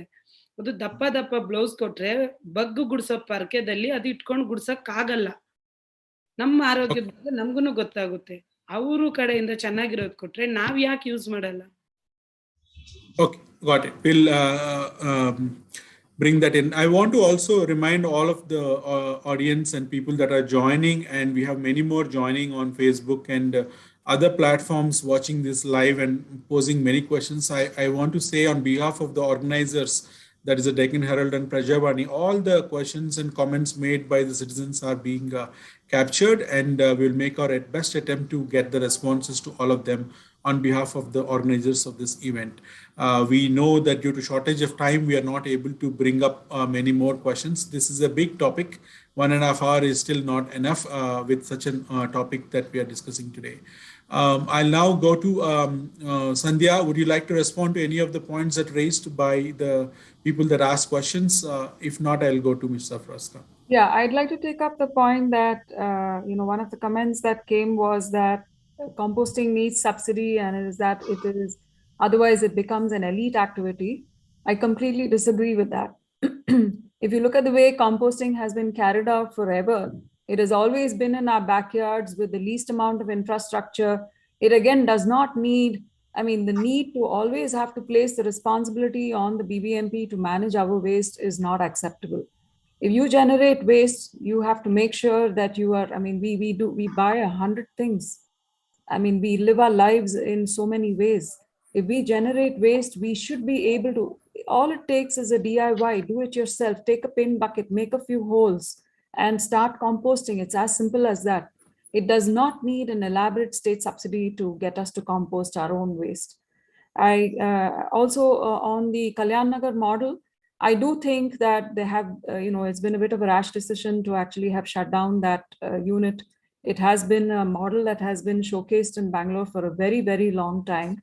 And effort should have been taken to kind of improve, if indeed that was the case, to improve the composting requirement, because now there are so many possible solutions that were there. And I would urge the BBMP at the earliest to kind of take that back again and bring the glory back of the Kalyan Nagar model. It definitely is a model that is worth upholding and worth showcasing. Same goes for the shows model, which was in Sandhya Nagar. So the rise and shows have been Bangalore's pride for, I think, more than 30 odd years, and definitely not something that we should shut down. Wonderful. Thank you so much, Sandhya. We are 7 minutes over the allotted time, but the BBMP Special Commissioner, Mr. Sarfaraz Khan, is here. Sir, you heard many questions.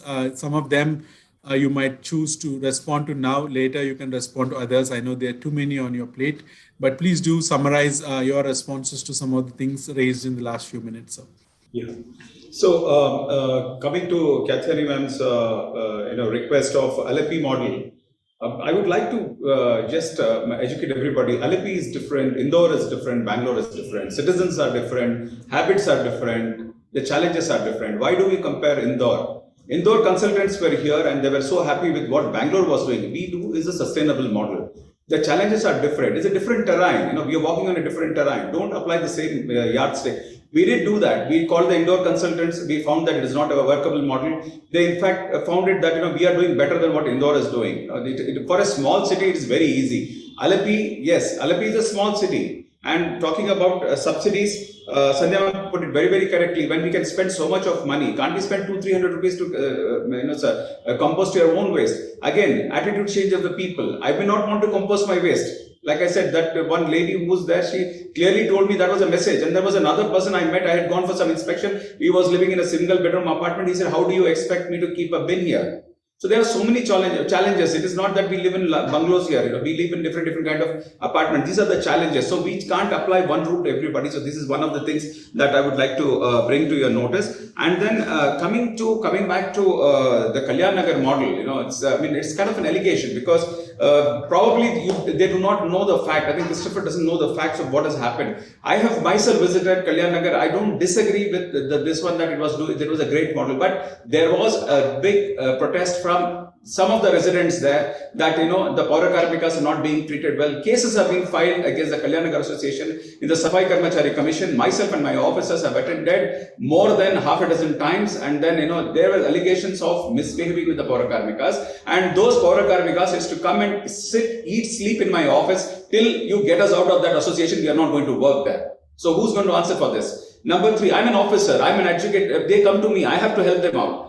Third thing is that they also, I don't disagree that they're doing a good job. And then there are issues of transparency. I can't be giving them directly money. It involves few lakhs of rupees. There's a tender procedure. We have to follow a tender procedure. We have to take it up in tender. I said, we will call the tender, you participate. He said, no, we will not participate in tender. You give directly to us. Then I told them, I heard them, the last final orders I passed, told them that, you need autos, you need men, we will pay them, we will give you the autos. You want to do your work, you do it. What is the challenge there? You have the waste will come to you. they will collect the same thing. They'll work under you. I said they'll work under the Resident Welfare Association. You want 10 autos, I'll give you 10 autos. You want 12 autos, I'll give you 12 autos. But you please don't handle, because there is an allegation of you misbehaving with the Paura Karmikas. There's a case filed in the Safai Karmachari Commission, and they don't go there. I go and stand there in front of the Safai Karmachari Commission and face action whatever they pass there. Lot of water under the bridge. I can see that this story has a long history to it, and I'm sure there will be an amicable resolution. And when there is a good model, and that's something that we all are proud of, we want to see how that can be replicated, and the issues that come along the way can be resolved in due course of time. I thank you all for being here. I thank all the citizens for taking your time on a Friday afternoon to join this conversation. The passion Bengaluru has for waste management is impeccable, and it's like any other civic thing. Bengaluru also loves to talk about the waste that we all generate. But I think the one clear message that if we can send out from this webinar is that as much as the BBMP is responsible for the collection and the processing of the waste, citizens are equally, if not more, responsible for segregation and even processing at their own level to the extent that is possible. So the amount of garbage that leaves the house or leaves the residential community is to the absolute minimal. So therefore, we do not end up having any large garbage that needs to be processed or dumped in a landfill site. On behalf of Deccan Herald and Prajavani, I thank all our esteemed panelists. BBMP Chief Commissioner Mr. Gaurav Gupta was here. Mr. Afraz Khan, thank you so much, sir, for your patience and for your answering all the questions that were shot at you, left, right, and center. It has been wonderful hearing you and knowing about the vision of BBMP and where we are standing. And I think the big line that will stay with me is that BBMP does not like landfills. I think that should be our motto. Thank you, Sandhya, for working on SWMRT for so long and continuing your crusade and trying to bring awareness in citizens. Thank you, Vilma, for what all you do with zero waste and promoting that. And Ratnavare, thank you so much. Tumba ಧನ್ಯವಾದಗಳು. ನೀವು ನಮ್ಮ ಜೊತೆ ಇವಾಗ ಮಾತಾಡ್ತೀರಾ. So very happy, and so many people are glad to hear your voice on this forum. Munde agli, we all have to go forward in this, and we hope that this event will help us take the solid waste management in BBMP to the next level in the coming years. Thank you very much. Also, big thanks to all the wonderful team at Deccan Herald, Prajavani, the video team and the event team, and my own colleague Manjunatha that is sitting with me today helping me out with this event. Thank you all. Thank you very much. Thank you very much. Thank you.